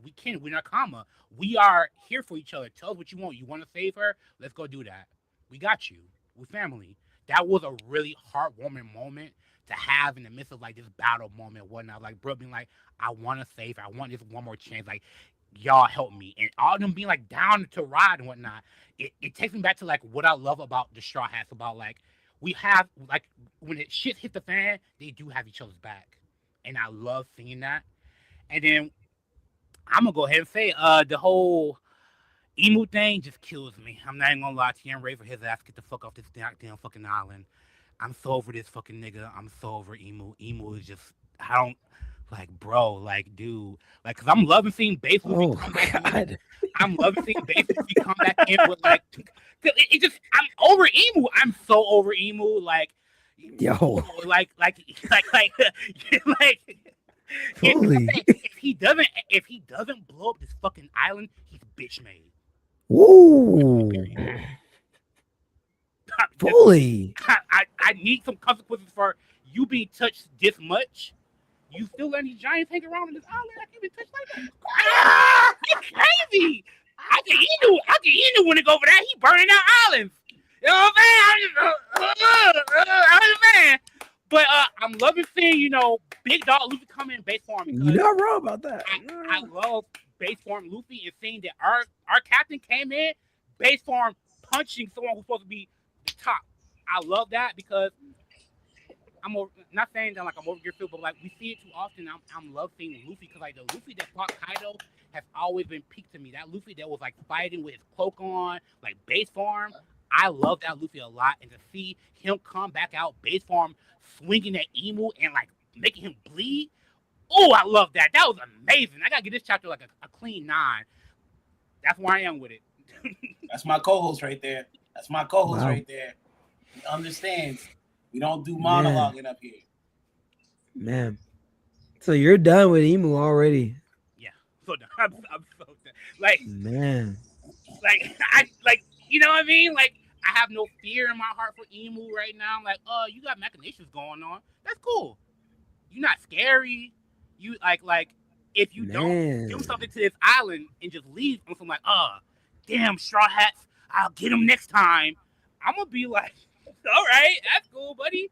Like, so the Giants. I don't know. I just need more from Emu. I don't think he's the end game. I keep saying I think Blackbeard's the end game villain, and this is solidifying more for me that Blackbeard is the end game, and I'm content with that. Thank you. So what do you think is likely to happen at the end Of this arc? Like with this confrontation with Emu. Of this confrontation with Emu, I'm already gonna kick that. Like, I think that the twist will be that this is Vivi's dad's body, that he's possessing Vivi's dad's body, and this was just a vessel and whatnot, and we didn't get the real Emu body. This is just a vessel that he sent down and whatnot. Especially if you go back to the panel when he was on top of the building and whatnot, and the wings spurted out, it looked like he was like separating something from himself a little bit there, and that's when I'm just like, it could be, Vivi's dad, like, because we haven't seen Cobra's body. That's why I'm like, I think he's possessing Cobra right now. Like, this is Cobra's body being possessed by Emu. Hey man, Cobra's alive, chilling in the throne room, waiting for Vivi, bro. Nice. He's a bargaining piece. I'm just telling you. I call that. Cobra ain't dead, man. Nobody. No, he ain't dead, bro. He alive. Just wait on it. That's how Vivi gets pulled over to Emu side. It just Cobra's up there. He's okay. He's in his wheelchair. Probably don't reverse. He can take Vivi any day of the week, bro. I wouldn't even look back. I mean, the tail could have been used as like a Domi Reversi. Nah, we're not getting into that. That's a horrible bargaining piece. We have Vivi. You have who? Get off my phone, bro. Get off my cell phone. I think he got Domied, and he's doing just fine up there. Actually, it could be. I'm not tripping, right? That actually could be a possibility. Yeah. Huh. Didn't think about that, Rick. Legitimately. Actually, I'm sitting there saying that. That actually makes a lot of sense. Ooh. Wait, so he is alive. He definitely got Domi. I don't know. I'm still thinking that he could be possessed. I'm still on the whole. I don't know. Nah, now that I say that, there's no way he got killed. He's too big of a bargaining chip. That he definitely would have got Domied, because then he would have just got healed through the region. That dude's alive, bro. I'm not gonna lie. He alive. Clover, BDC. I feel like there's a lot to talk about in this chapter, so I'll save Hey it for man, you later. got it. So I'll This just is give it. you. I'll just give it a 10 out of 10. We'll just keep it moving. Cause there's I know there's like 3 topics that we could cover for like 4 hours, and I want to just save it for Dang. later. Let's go. I love it. Oh, give me a little nugget at least. Yeah, word. Like, word. Give us some. You can't just say Money. that. Well, We're like, gonna talk word. about it in a few. Mm. I just don't like prolonging the my rating. I give it a 10 out of 10. I think it was a great amount of lore. I think it makes a lot of things spicy. I think we're in lineage piece right now, Mm. and I think uh, I think I think Elbaf is gonna turn into like a punk hazard. You said turn to Punk Hazard? Mhm. Okay. Okay. For sure. Nika, we are ready for the lesson, bro. 8 out of 10. Whoa. Dope chapter. Never Dope chapter, mind. though. Yeah, I 8 out of don't 10. know if I'm ready for this lesson, bro. Whoa. I'm not teaching any lessons. 8 out of 10, though. Only giving opinions. 8 out of 10. Good chapter. I dig it. I rock with it. Felt like we rushed the ending of that flashback.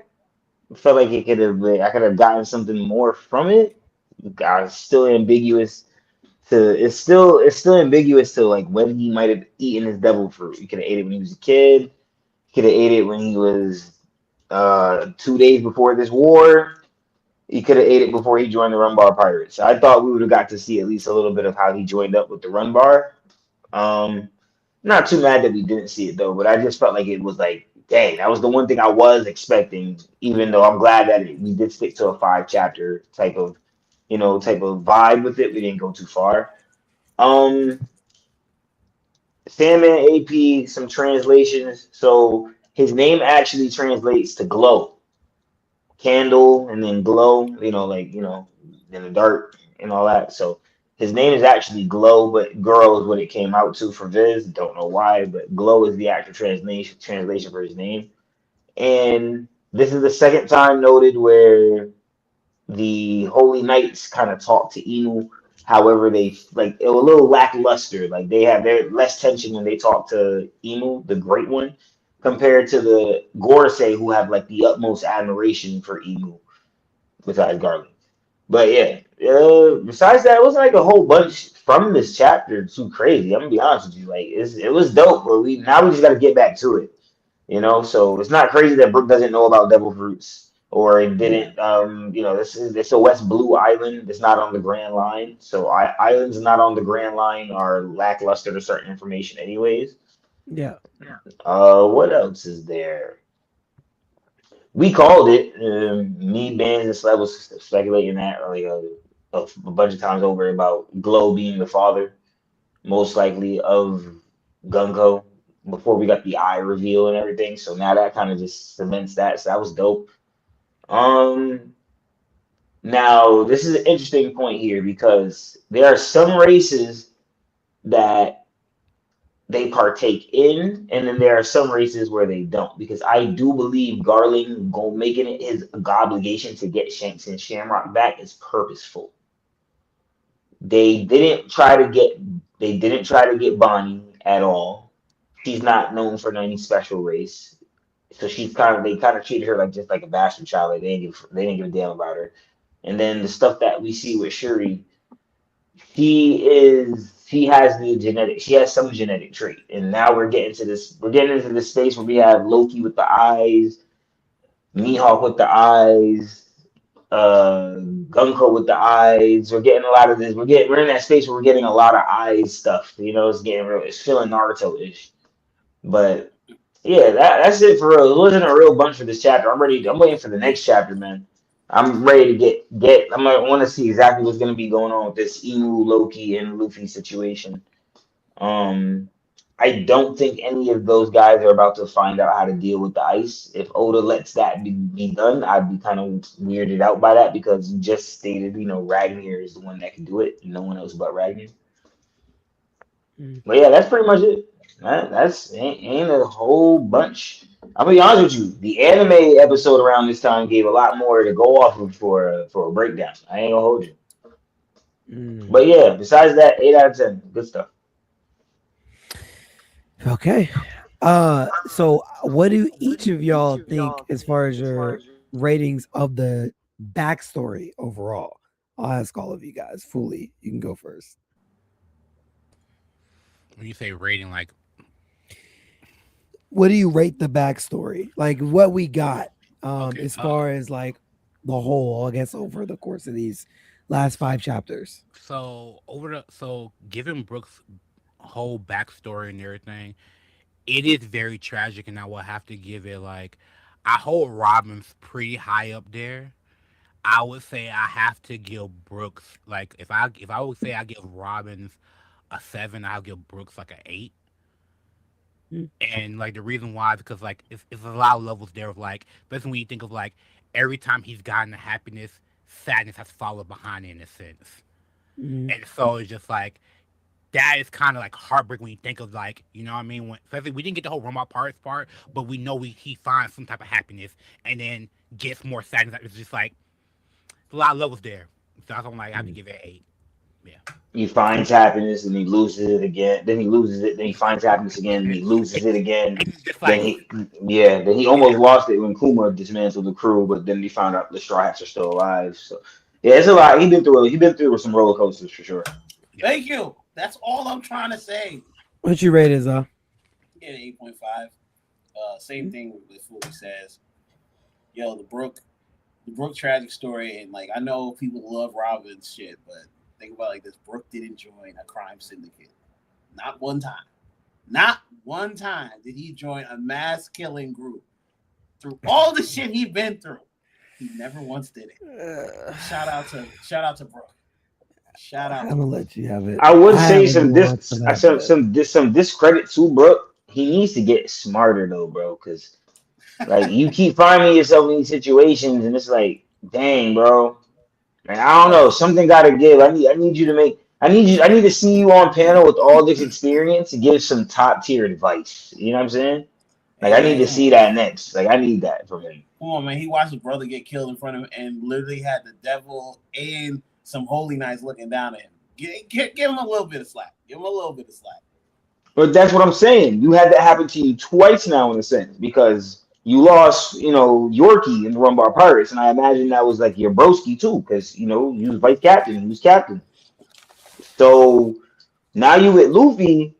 I need you to be able to. I need to see you in a position where it's like, yo, I can't have that happen. I can't let this happen, like to my family. You know what I mean? Because I get it. I don't know. It's just crazy. It's just you know what I mean. I just need to see the experience count for him. Yeah, Besides like what you get from espionage. Jinbei, I get it. Like what you get from Jinbei, you want. Yeah, I get it. Brooks just like Yeah. once again, he's part of that forgotten trio. They're gonna give you forgotten oral memories. Like they're gonna do it. They're gonna do it in like God. the shade movie. Forgotten feats. Yes. Forgotten feats, bro. Wow, that's crazy. It's just- Brooke, what do you rate there? Not Brooke. Wow. Bands. Brooke, Wow, rate my the bad, goddamn man. chapter, man. God, with your LA Brooke, Dodgers that's hat, crazy. man. I just actually casually said that. Bands. Sorry. Definitely calling. Damn, y'all gonna kill me for this. I might not. He's gonna give it a 4. I ain't gonna lie. I actually give it like a solid 9.5. Oh, And I actually think it is the most perfect moment to give him the flashback at that time. That's the part I think y'all gonna kill me for. I actually think fundamentally That's this flashback will give us the answer later in time to how to defeat Emu and the Holy Knights and the Gorosei. Interesting. And I actually think that the introduction to more of what went haywire for Gunko and her father, and then understanding the could I say title? I'll throw that word out. The title of bipolar irises. I would say that itself is fundamentally like a very keen detail that I feel like will traverse more and more throughout the rest of the story. Specifically with the simple fact that I don't want to throw this theory out, but basically what I've been getting from the chapter, and then it actually kind of helped when you were reading it because of your tone and your pitch, like how you're receiving like the energy, like the words, and how you're like reciprocating from it. I actually think that specifically for the bipolar irises, I actually think that that means that a person is born with a soul that has an occupancy for opening, like an opening in their soul, which allows them to have the bipolar irises. So meaning like your left iris is probably your main soul and your right iris is probably the open soul. And I think that's why Brooke felt the three souls. And the reason why I'm going down this path is because I think everybody who is born with a bipolar iris, with a set of bipolar irises, I think they're fundamentally being treated as a human devil fruit, because essentially a devil fruit is a fruit that has the soul of a devil, essentially, if you want to go down that mythical path. And then, if you want to go down a path of how it was created and this and that. But essentially, like we all know, fundamentally, wills can be carried on through fruits, like what we see with Joy Boy, Nika, and Luffy. I'm starting to feel like this is probably going to go down the line of those type of bipolar irises that we see within characters, and I think that fundamentally goes down to why we see Brooke react like, oh, it seems like they have like Gunko has a split personality. Why do they have three souls? This and that. So I think. And all of that, I think it's like perfect placement, perfect timing. So I give it that rating. Okay. Nika, when do you rate the backstory?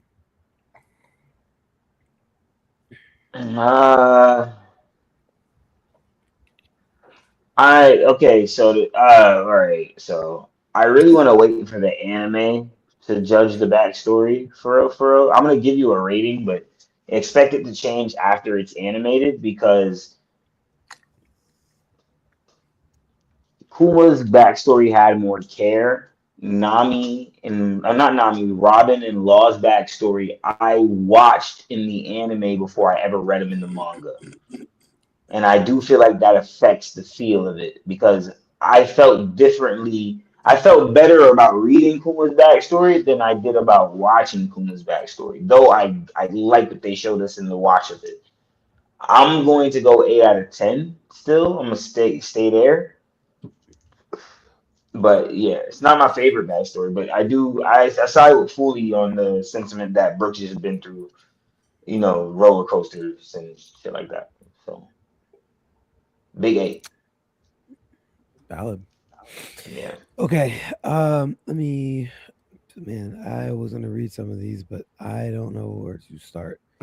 I'm not gonna lie, I've been looking at the comments. It's kind of it's gonna be hard to find a placement. Yeah. It's gonna be kind of weird. He jumping around. Yeah. Yeah. SCU gang. You gotta rock the straw hat with the shades. Yeah, bro. Reggie Miller. Reggie. The multi-soul thing could have some Blackbeard implications too. Well, it could. That's tough. I respect the POV. For me, Brooks' backstory is top 3. Not gonna lie. Okay. Hey. Could I just say something about the slick thing? The slick comment. Yep. I'm kind of, now that we're kind of going to like lineage geneticism piece, I'm starting to think the reason why Blackbeard can do what he can do with multiple devil fruits, I think anybody who's in the Davy clan has a curse that allows them to do it. I think it's more of a curse than anything. I'm not gonna lie to you. Okay. Maybe. I wouldn't be opposed to that at all, because I'm still wondering if Shanks, I hate fucking bring if Shanks and Shamrock are Davy clan because they were on said island.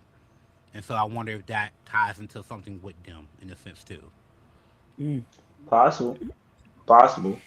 I like where Bands is going with it. I think it's even deeper than just Baby Clan. I think it's because of who Blackbeard is, but I think y'all know I'm crazy.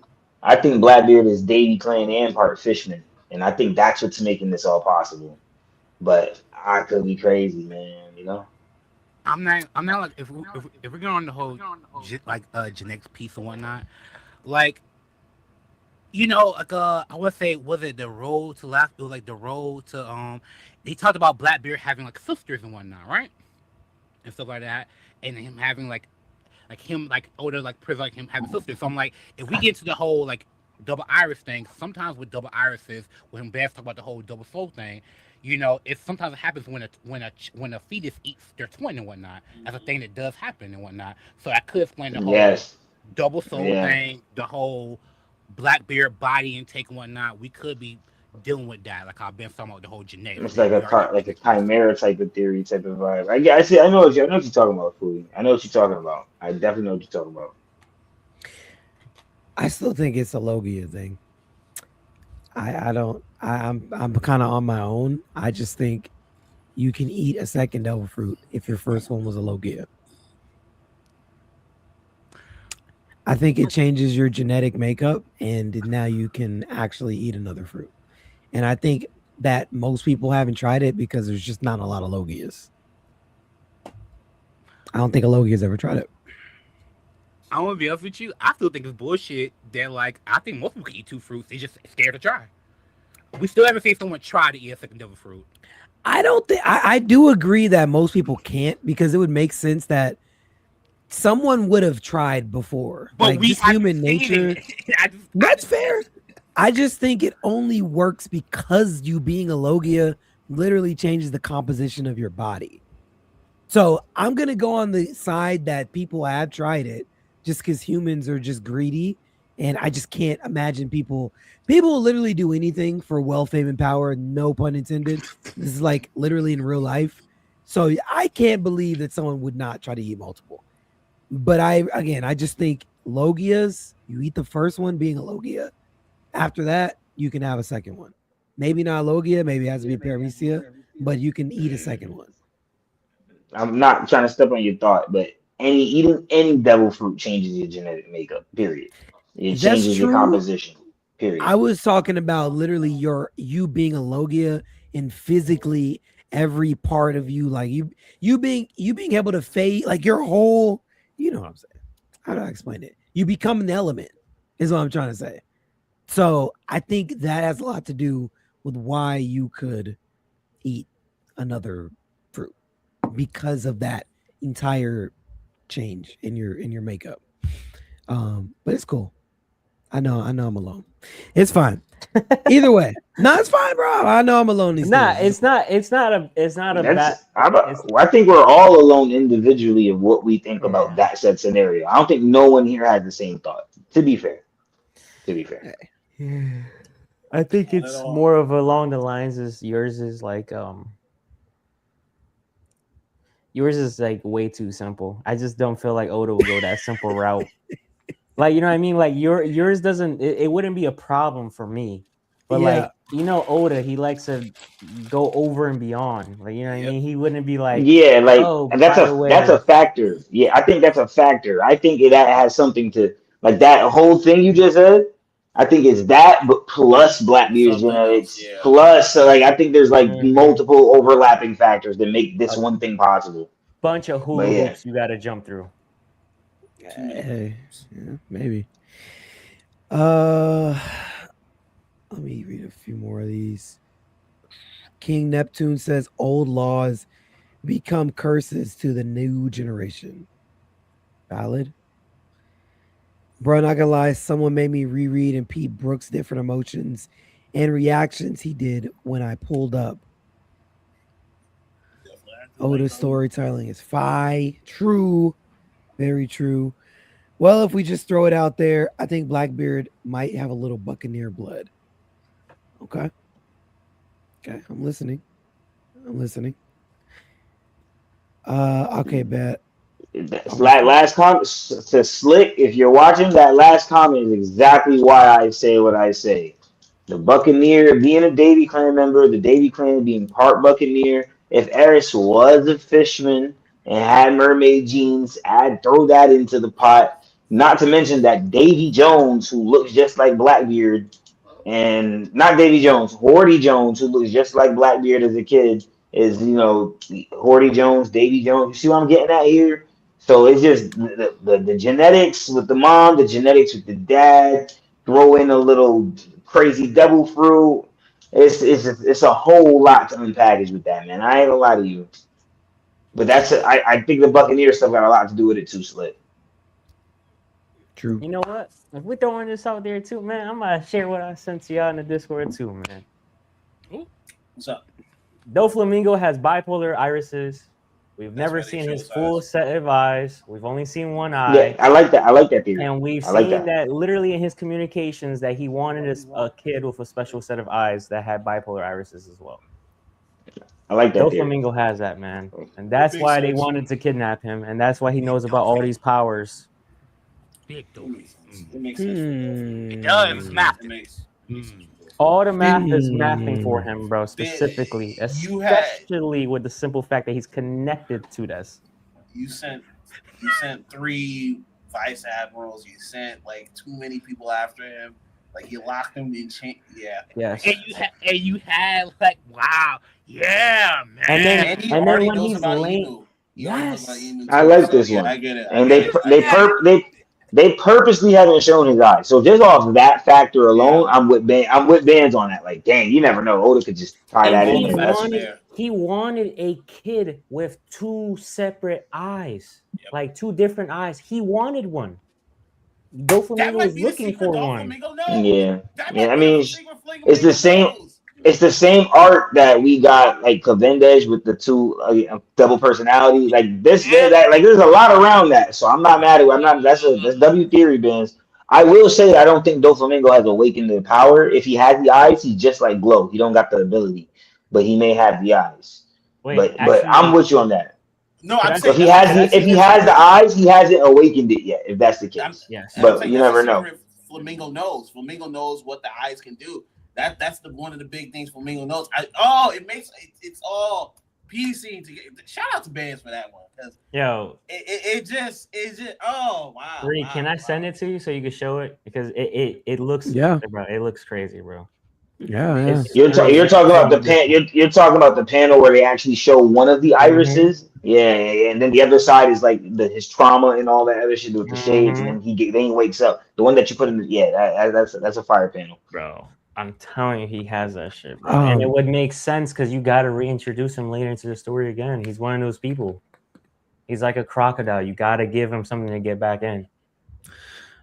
Hold on. Let me drop a yes, Will of Dreams. We have a Discord. The link should be rolling through here, but I'm in the Discord now, so I'll drop a Oh, yeah. invite for it right now since I'm in here looking at this message from Bands. And Will of Dreams, it is open to all. We'll put the link in. He followed up another comment asking if it's open. Oh yeah, it is. Okay. Where the frick is the invite? Dang. Oh, I think it's right here. No, it's not. And also, Will, we we're always in there. Somebody will be in there, and if let's say there's nobody in there, I promise you, as soon as the chapter's released, spoilers release or something along those lines, there will be people in there. So there's always gonna be someone to talk, or you could just literally at everyone, and someone will literally just pop up if you want to discuss something. Okay, here. There's always somebody. This is the link right here. Let me copy that link. This is literally in the. Yeah, let me see if we can try to Reed, get when one you quick. get that, I'm gonna ask Vance. I'm gonna ask Vance a question. Vance, my guy. Yeah. Mm-hmm. You know what I've been thinking about? The Brook chapter. Now you gave the 9.5. I think this leads Brook really awakening his devil fruit power because it's ice. It's there. He has someone he loves in there. This is the moment Brook awakens his devil fruit. I'm telling you, I didn't think about it like that, but like, yo, this has been one of the best. Like, yo, just everyone's throwing out theories right now. I'm telling you, Brooks gonna unlock because like he's gonna try it first. He's like, I can't break it. Nami's gonna try. Brooks gonna cry, and everyone's gonna be like, how's he crying? He's gonna remember shit, whatever her face is, and that's how he does it. That's how he does it. It's the time. It's the time. If you were in the Discord with us, because I don't know if you were, I was basically explaining what I thought was gonna happen. What I think is gonna happen is I think the rest of the crew who are surrounding Brooke doesn't know specifically that Ragnar can unmelt the ice. Yeah, they don't know that. So I think when Loki taps out and Ragnar and Loki are trying to, take their rest and Luffy chimes in, I think that's when they'll find out through Ragnar that he can undo it. But I think they'll wait for the moment that Emu and all of them leaves. They'll ask Ragnar to unmelt it. Gunko will be released. And I think Brooke will awaken his fruit. And I think by him awakening it, he can free his soul. Yeah. I mean, Gunko's soul. Yeah. And I think if that happens, I think she loses the bipolar irises. Thank God. Yeah. You were probably spitting. It sounded like something I needed to hear, but I was too locked in on this invite. I heard something about Gunko and irises, and I like it. And I know Rita won't hear this, but this could be the time Usopp has a really good conversation with Ragnar. Like, I'm just saying. I want to hear that. I love Usopp. Anyway, like, yo, what the freak? What did I do? I don't even talk about Usopp anymore. That's the reason why. Like, I'm just trying to say, like, yo. Oh, you found the pictures? Yeah, I got it right here. I was too busy defending myself. I don't when Usopp comes up, I don't even say anything about him anymore. That's all you need to do. You not saying something is you still saying something. We get it, all right? No, I'm trying to not be called a slanderer. So I just would prefer to just say nothing now. Because when I say things that are true, then it's like, oh, well, you don't like Usopp. Well, I'm just not even gonna say anything. Yo, you and Yasop really should start a group, bro, because y'all both don't like them. It makes no sense. That's great. I mean, he ain't lying, bro. You ever talking about you speaking truth? That's wild. That's what? Wild. Yo, I don't even be saying anything. Yeah. Every time. So wait, hold on. So Dizzy today pulled up some slanderous comments. I didn't even read it because I am not a slanderer of Usopp. So I'm actually a defender. I didn't want to read those comments because Usopp deserves better. Yeah, I can't wait for y'all to find out that Yasa put the soul in the Golden Mary to watch over his son, and he gets Father of the Year award. That's right. Father of the Year award. Father of the Year award. Yo, Fooley's the only one who doesn't believe Yasop's a top 5 father. He's not. We need to be here with that. I'm with you, boy. I'm with you. Wait until y'all find out he's a good father, man. Just wait. That's going to be the best power up for Yasop. He's a good father. He didn't even need to do that. The fact that he left that kid by himself to figure out the world. Shout out to you, Yasop. Shout out to you. Wait, hold on. Some end game power scaling. Who's going to be a better father at the end of the story, Dragon or Yasop? Yasop. Okay. Dragon. I like it. Easily. I actually, in a weird way, agree with him there. Actually, that's very weird. Thank you. Yeah. It's definitely Yasop, bro. I actually agree with him. It's Yasop. If he would have stayed, think of what Usopp would be. All rage bait. Think of what Usopp would be if he stayed and raised him. Thank you. Like, come on, bro. That would be worse for Usopp's character. Oh, I've been saying this. It just is what it is, man. And it's cool. We like the means suck, but the outcome. Wait, hold on. So you can't have your father in your life and still turn out as a good combatant and a strong person? This is ridiculous. I'm weak. This is all rage bait. This is all rage bait. No, it's not. I can't even take y'all seriously. Usopp was not going to turn out anything like he is now. Thank He was you. going to be coddled and loved, Thank and he you. needed the hard times to be able to go through people TBC. not liking him. Like, all these things are important to his character, and you strip that away by giving him love and support. Korra He's wouldn't a have been shell able of to what do he is anything. now. Korra He probably wouldn't have doesn't been even able pick to up shoot the. at him. He Oh probably my doesn't even God. snipe. He probably Yeah. never tries to snipe because it's like, I don't. That's want to I think that's wrong. I think that's wrong. If he had his father in his life, he'd probably have a gun and not a slingshot in the first. Look, there's so much that could be corrected here. You could think so, but you're ruling out the fact that he could have been a good father and a good teacher. Like that's crazy. So I don't. Hey, listen, this is rage bait for me. Yeah, I got it, bro. It's, I mean, it is what it is, Usopp man. needed his father not there. Like, yo, his father not being there, he was able to save them from Piranha with his massive, I'm always negative. If his father was around, negativity's not there. He doesn't have the negativity to save the Straw Hats. Come on, bro. That's facts. Yeah, they get packed in Thriller Bark if Usopp has a dad. Come on. Yasop, #1 dad upskill. TBC, man. TBC. I ain't gonna lie to y'all, man. You Somebody agree. somebody LARPing as a father. Just letting y'all know, man. Somebody's LARPing. That's funny. That's funny, bro. That is funny, man. That's actually hilarious. Okay, I'm gonna pull up these pictures and we can get into it. So this is the panel of him talking about the mismatched eyes, Yeah, which I don't remember this. Read that. You gotta read it out loud, though. This kid possesses those mismatched eyes. Being born with that trait is truly rare. Who's he talking about here? I think this is that's Glow talking about. Oh, That's the Yeah. chapter we My just bad. read, guys. Come on. no. Yeah. Wait, hold on. Tell me, What are we time out. doing? What are we Wait, doing? I thought wait. I Brain thought fart. he was showing me a Doflamingo. No. It's the panel. next one. It's the next one. That's why I literally had the brain fart. That's why I'm like, wait, when did Dofi No, say it's this? this one. This is from this chapter. The next one is the Dofi one. Okay. Here you go. I had a whole brain fart. Okay. And then This we is what see me and one Cassie of were his talking eyes. about right here. Okay. See? And then you see the other side? Nothing. Mm-hmm. It's a straight trauma. Interesting. Then you go down, still nothing. Mm. Then he puts his glasses on, man. Okay. Yeah, I mean, there's legs for that theory. There's a lot of legs for that. I like it. I am very curious to see.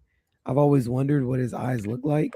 And yeah, maybe Oda did keep it away from us until we were ready and he had all the pieces lined up.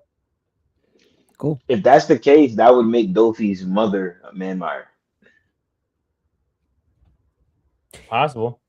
If that's the only family that has specific eyes. As of right now, that's what it looks like. Mm-hmm. Yeah, because he's right. Yeah. Wait, wait. Would y'all want it only be a Manmire thing, or would y'all be cool if any like family could do that? I'm fine if it's just a celestial, like something inherited amongst the celestial dragons. Period. But it makes sense that it makes more sense that it's the way it's happening right now. Okay. But I'm fine if it ends up being a celestial dragon thing. Period. Though. Wait, Yeah. so skip me for a second. I just almost said something really stupid. So just skip me real quick. I was about to dramatically spoil something. Go ahead. I'm like, oh, like you already got spoils for the next chapter? Yeah, just God dang. I ain't gonna say anything. Yeah, Yo, they've been they are popping not up all over playing. Twitter. Reed, you should give your rating while you know. Oh yeah, I didn't even say my rating. I Free. got you, Yeah. bro. I'm tripping. Oh man, it's 2 Oh yeah, I'm bugging. Okay. This was a legendary chapter, man. You know, Nika, me and you are normally aligned, or at least 1 point away from each other. This is the first time we really defer, man. This was a masterful chapter, start to finish. I am actually impressed how we got what I wanted on both sides. Because last time we were talking about the last chapter, I was scared that we were either going to be stuck in the flashback or we weren't going to get anything else at that moment. But we got neither. Well, yeah, we got neither. We got more of what I wanted to see, and we're back in Elbath. Do I feel like we're missing anything big from the flashback? No, not completely. I understand what you would say that you would want to see. I feel like I got what I want to see. I like all of the callbacks and the parallels, just the little subtleties, even this whole situation with the sword through the face. And then we get someone saying, "Oh, I've never seen anyone live through a sword through the face." It's like, oh, well, there's going to be someone in the future that goes through this exact same thing. Ironically, in a room where somebody is domied, not domied, but like, yes. I just wanted to quickly ask you a question. Please. Can this happen to Jarul too? With the sword being pulled out? Is that what you're asking? Mm-hmm. Yes. After this long, I would say no. I just don't see it.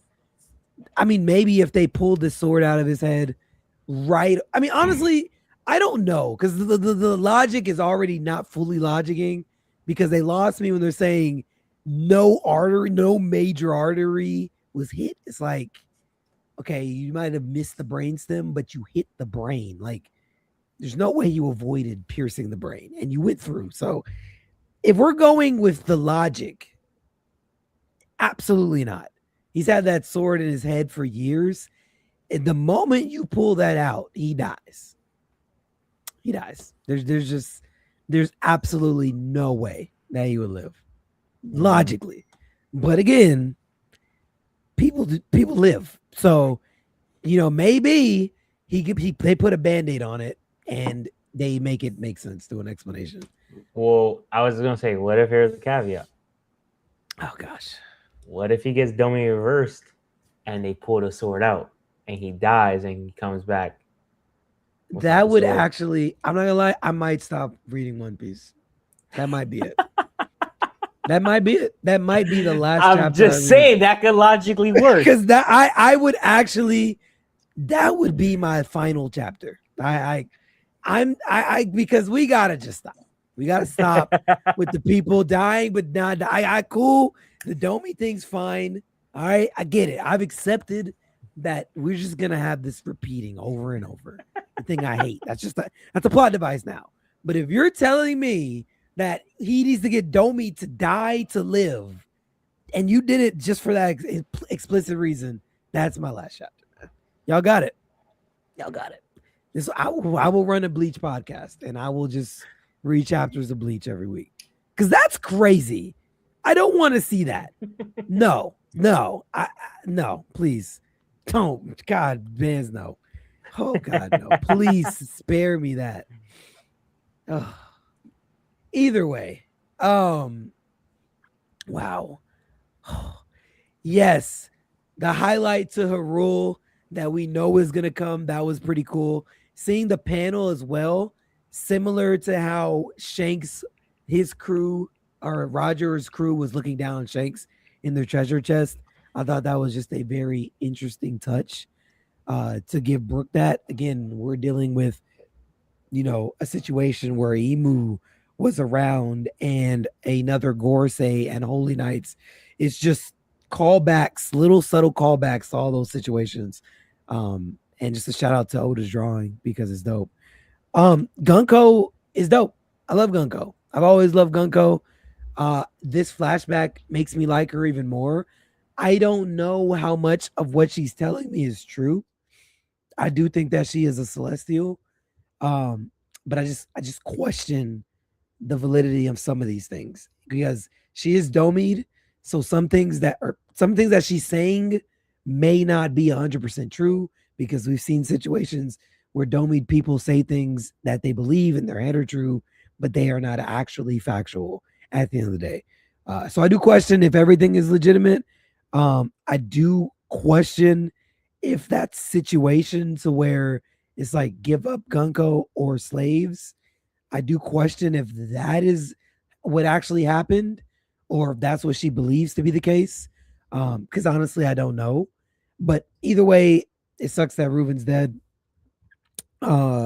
We do need to still see that situation, like I believe Dizzy said, where she's yelling out for her father. So I'm assuming maybe we end up getting that again in like a little snippet when Brooke ends up talking to her. Maybe we get that missing link as far as what really went down in the room that we didn't see. You know what? There is something I'm missing from the flashback. It's that I want to see what happened with Ruben. Did he put up a fight? What was the conversation? Who talked to who first? That is the piece that I am missing. You do not want that. I do want that. No, I definitely know want for that. a fact if there's a possibility he's still alive. I already know you. Vance, I'm be honest with you. I've accepted that here's the thing.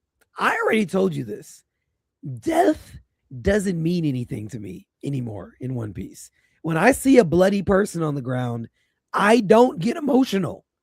I just say, when am I going to see you again?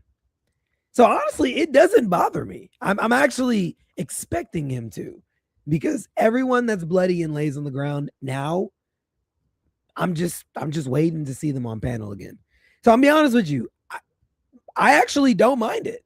I just remove the emotions from the situation. So don't worry. I won't slander it or be upset when he does return, because it's kind of something I'm expecting. Would he take Pell's spot for you or no? Honestly, I love Pell now. I'm gonna be honest. I actually love Pell. I'm not even mad at Pell anymore. Because honestly, bro, This is re-rage bait. This is re-rage bait right This here. is genuine rage bait right this here. is not now. rage bait. No. Because no. Oh my god. What I am reading. And I think a lot of the issue I've had is I just never accepted what we are reading. And I've fully accepted it now. I don't have to understand why people live or die in One Piece. It's not up to me. My only job is to just read and love the story. So that's all I'm going to do. So if Pell lives, cool. If freaking Whitebeard pulls up, all right, whatever. I don't. I'm not rage baiting. I'm being honest. Fully is officially rage baited right now. I can't change my opinions. Look how angry he is right now. Look, that's fine, but I'm literally just accepting that this is just what it is. I'm not going to be swayed. I'm not going to be upset. I'm not going to question it anymore because it just is what it is. So like I said, you want Pell to live? Cool. Does it need to make sense? No. But if you tell me he's alive and he survived it, cool. Everybody, it doesn't matter anymore. I'm cool. I'm literally cool. So if Ruben's alive, if Rox is alive, if Big Mom's alive, Kaido's, all right, man, let's rock. I'm not gonna say anything. I guarantee you, if all those people come back, mark today, I will say, "Oh, word," and I'm gonna keep reading. I ain't even gonna say nothing. Don't worry about me. I'm cool. Yeah, somebody write this down. Somebody write this down. If those people come back, listen. Hey, There's 4 things that are gonna make me drop this series. 4. That shit is one of them. I'm cool. The only thing that'll make me drop it is if Harul gets Domi to pull the sword out and comes back. Then I'll be like, okay, you're literally just playing with me now. Like, I would be pissed off. But no one living through a death, you could literally have your head cut off and walk around without a head. What if Law comes up and just rooms the sword out his head? That makes more sense because then he's a surgeon. I can logically understand that. But again, even if the thing about it is, I wouldn't have cared even if they just pulled the sword out and he just lived and put a band-aid on it, because it's like, why not? Like at this point, I'm literally just like, why not? And they're like, oh, his brain, he has like a specific giant race healing factor. That's why he survived it. It's like, okay. You don't have to explain anything. I'm just going to say cool and go to the next panel because I don't care anymore. I don't care. You want to know what I would hope that they do to get the sword out? Because I really think the sword is coming out his head one way or another. Okay. What I would really hope in my fantasy world is that if Luffy and Emu fights and Luffy goes into Gear 5, I really hope that Emu just like knocks Luffy back and he like bumps into Jirul and he like hits his back on his body and he just turns around and is like, oh, a sword, and just pulls it out. And like, since everything is just like rubberized and all like Luffy toonish, he just pulls it out and then tries to use it to fight. And then he grabs like a shield somewhere, and then we see the reiteration of Joy Boy once again. You know how in the Harley text he's like fighting like that? And we just see that all over again, and Drew is just like perfectly fine. I don't want that either. I'm cool. I'm serious. I'm okay with that. I don't want that either. Like, I'm cool, bro. You know what I do want next chapter? I know we're not talking about. I want Luffy to get humbled. I need that now. Luffy been walking around crazy since Wano. Luffy has been walking around crazy since Wano. Really? Gear 5, the laughing, all that other shit, playing around with the Goro say. Luffy needs to get body. I don't care how it happens. Luffy needs to get body. Luffy needs to lose. Because now Luffy's getting into that realm of, oh, Luffy can beat this person. I'm like, nah. Kizaru played with you. And that's what it was. Kizaru was playing with him? Yes. He didn't want to kill you. Kizaru was nerfed. I'm at the point now where I'm like, because like people are like, Luffy beat Akiyunu. I'm like, Akiyunu would burn Luffy even in Gear 5, because Luffy just plays around a little bit too much now. Luffy's still getting to that point where Zoro has to remind you, like, yo, you're in the last stage of this series. You need to take this shit serious. This like, I love what he did in Gear, like he's punching Emu, but I know next chapter he's gonna turn to Gear 5 and play around with this shit. He needs to lose. He needs to lose definitively. What if that loss ties into Nika's theory, though? What? That would give Fuli what he wants and Nika what he wants. That would be the perfect way, because you leave with something. Because Luffy loses his navigator, she gets captured. That's I think that's worse than Elbaf being destroyed. I'm not gonna hold you. Yeah, and then you have to pick up Loki to help. Like Loki and the rest of the Giants is gonna have to help you navigate. You have to pick up another female to help, and her name is Gunko.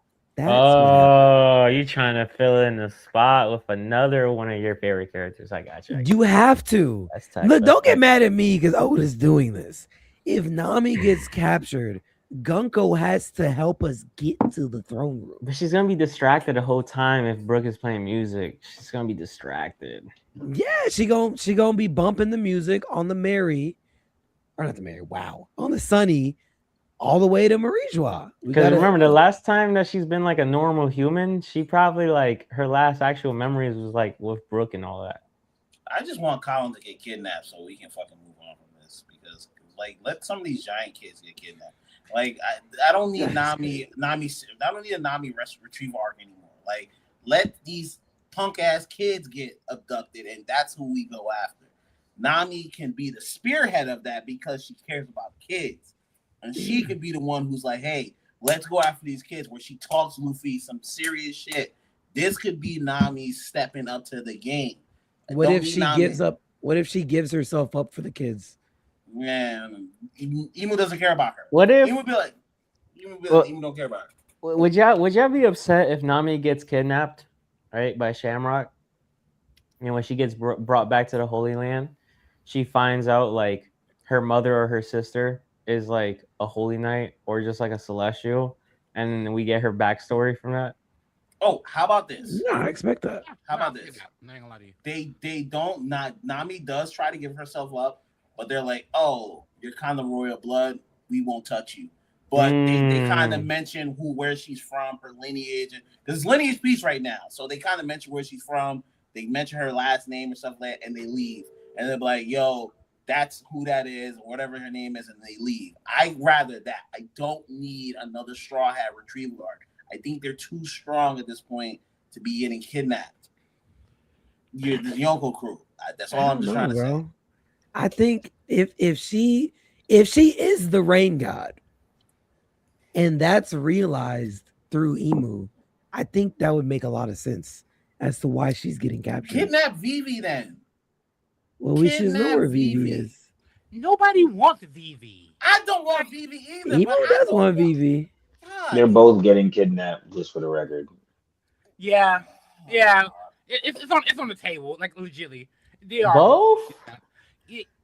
Both of them getting cooked. I think Vivi gets killed. Killed. Man, I would hope that. Vivi is being requested by Emu. Nami is for Shamrock. And I think both plot threads can definitely still coexist. Yeah. If Vivi has some random kid out there, she's cooked. If we find out she gave birth, at some point she's over. Or if she's pregnant, she's done. Oda will not allow her to continue. I don't know, man.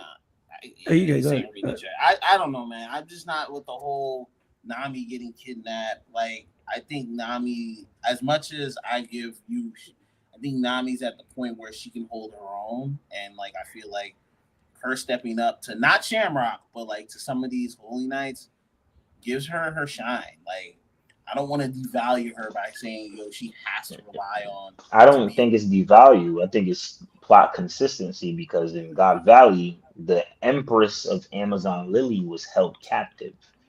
So that's already a strong woman being held captive. So that means any strong woman in this show can be held captive. Can't kidnap Boa. That's my girl. Boa's been kidnapped by the dragons already. Nami has to get a turn at this. I'm sorry. I see her giving herself up willingly, being kidnapped. That's kind of why it's fair like, too. If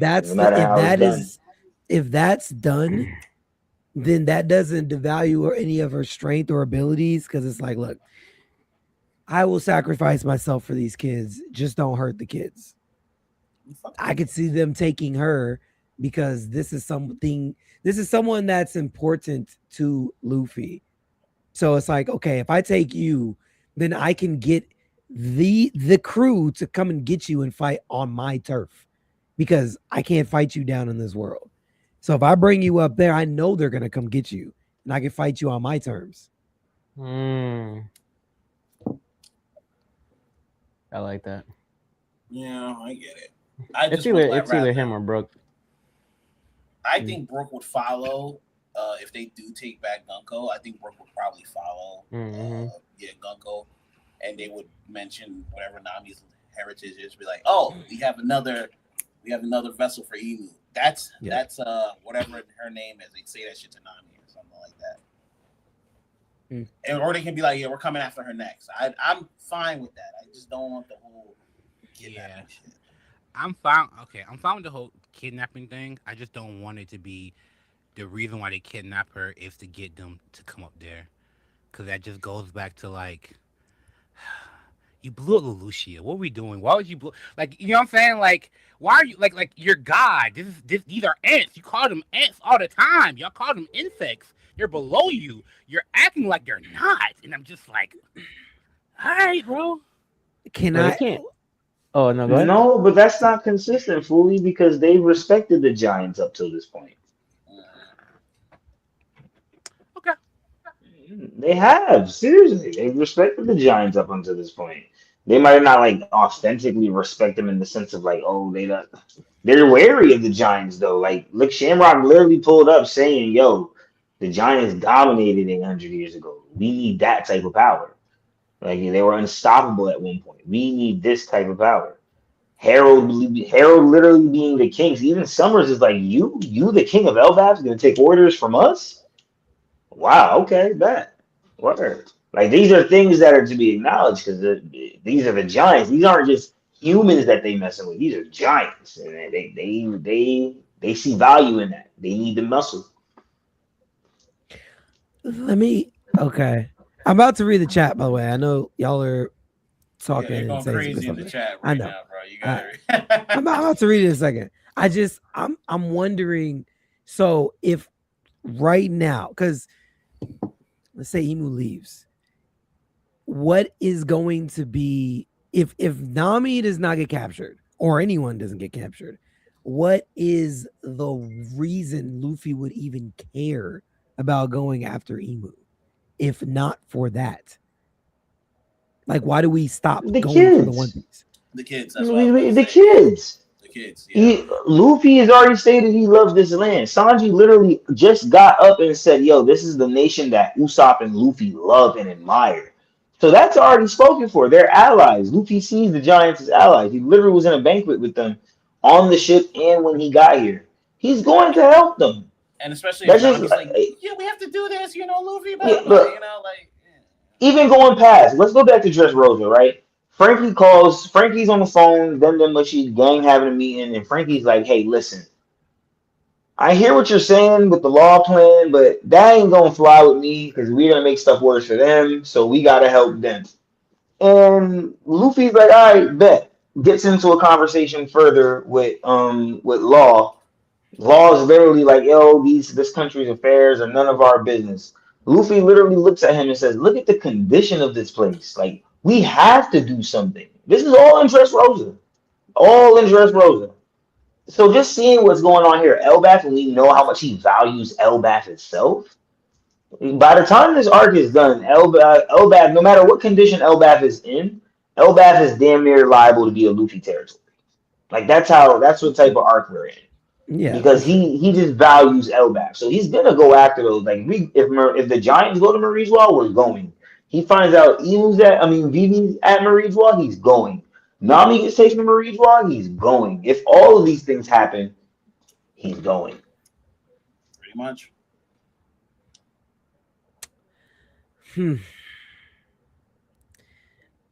I don't know. I just don't like that. That's our reason to go to the Holy Land for kids. I don't like the kids either. You know me. Yeah, but I look don't at like the. kids. I hear y'all, but look at the plot point Emu just dropped. Like it's like That's we what I'm not taking saying, in the yeah. information being given. Like Emu just said the reason the Giants lost, the Giants that Shamrock just came and told us that 800 years ago they were dominating the new world. Emu just says, "Hey, and though they were dominating, they lost for the same reason y'all about to lose right now because I'm about to kidnap them kids." The kids are a major plot point. Yeah, for sure. Especially with the fact that if you look at the mirror, it looks like kids were responsible for it. Just the whole factor of all of that, just thinking that. I think we're already at ground zero. No matter what happens on this island, the war has started. Just Emu making his presence known and coming after these kids and all this. Now that Luffy's seen all this go down, the war definitely has started. This is ground zero. That's why I've been saying this for like a year now, consistently, episode after episode of the podcast. This is ground zero of the final saga. This is where it all starts. We're getting that right now. Emu literally already told Loki and Luffy a few chapters ago that this battle will decide the fate of it will divide the world. It will decide where things are going to go next. That's just what it is. The kids are a byproduct, but they're a big byproduct because we just learned that history repeats itself. So even now that Loki knows that, and he's already heard this is the reason Elbaf the Giants fell in the first place. Loki himself, not even Luffy. Loki himself is definitely taking heed to that information. Like what? Okay, say that word. Man, we'll see. We'll see. I just don't like it, but that's just my preference. I understand how it works out. I just would prefer there was another reason why we went to the Holy Land other than these kids in Elbaf. I think it's gonna be Nami. I really think I think it is going to be Nami. That the reason why we go and whatnot. I really do believe that. It's gonna be the whole them training for the the whole situation y'all say now, like her training herself for the kids and everything like that. I think that's perfect poetry right there. I'm not gonna lie about that. I think that's perfect poetry. That's how we're gonna get up there. Even if it's like, yo, you kill one of our crewmates type thing, like I gotta go get my get back. I don't know. I just if that's what it is, and that's what it is. I don't know. That's just me. Okay. Where am I at with these? What if they just read it to you and you would I don't even remember the context of that. He was talking about if you dropped One Piece. Oh. No, there would be no more reading. That would be it. No more reading, no more listening. I would just play the greatest hits. I would just rewatch pre-time skip on repeat, and that would just be it. She's also getting her info from a celestial dragon. Oh, Gunko. Got it. I only needed King Brook's last name in the flashback. Okay. True. It's Davy, man. It's Davy. Just tell yourself that right now. It's Davy. Davy. What's with all this cheek taking lately? Oda really wants the celestial dragons to be villains. Yeah. Yeah. They always been villains. I mean, I'm about to say, if you ever thought they were heroes, you are, you read a -2 piece or something. I don't know. Yeah. You gotta switch up, man. I don't know. You've been listening to too much of that celestial dragon propaganda on Instagram. Hey, man. We some Holy Land lovers, bro. Don't talk down on the Holy Land. Have you fully accepted the Church of One Piece in your? I have. No. I sure have. And I am okay with Oda writes. I will read it and love it. Doesn't matter how I feel about it. If Pell lives, Pedro has to live. Bro, Pedro's alive, bro. I agree with Pedro having to live, man. I need Pedro to come back. Bro. That's rage bait by you, Bands. Okay, that's rage bait by you. I actually do want Pedro to come back. I actually want Pedro to come back. If you have Pedro alive, you take away from most of what Luffy went through in episode 10-15 when he does his whole thing, because Pedro's alive, ruin half of that monologue. It's not rage bait, bro. Rage bait would be like, I don't know, let's go kill the Sea King that bit Shanks' arms off, and let's just go find his arm and plug it back in. That's like rage bait. No. That's not rage bait. That's rage bait.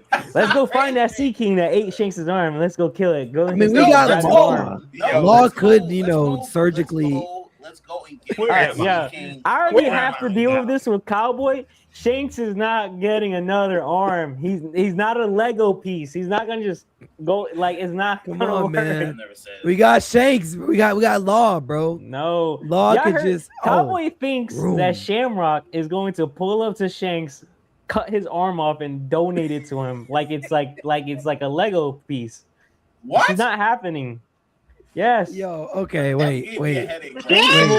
Shanks will have one arm for the rest of the story. I'm willing to bet this. But no. Yo, that's funny. That's actually funny. I'm willing to bet this. Shanks will have one arm for the rest of the story. He's not having two arms. Here you go, brother.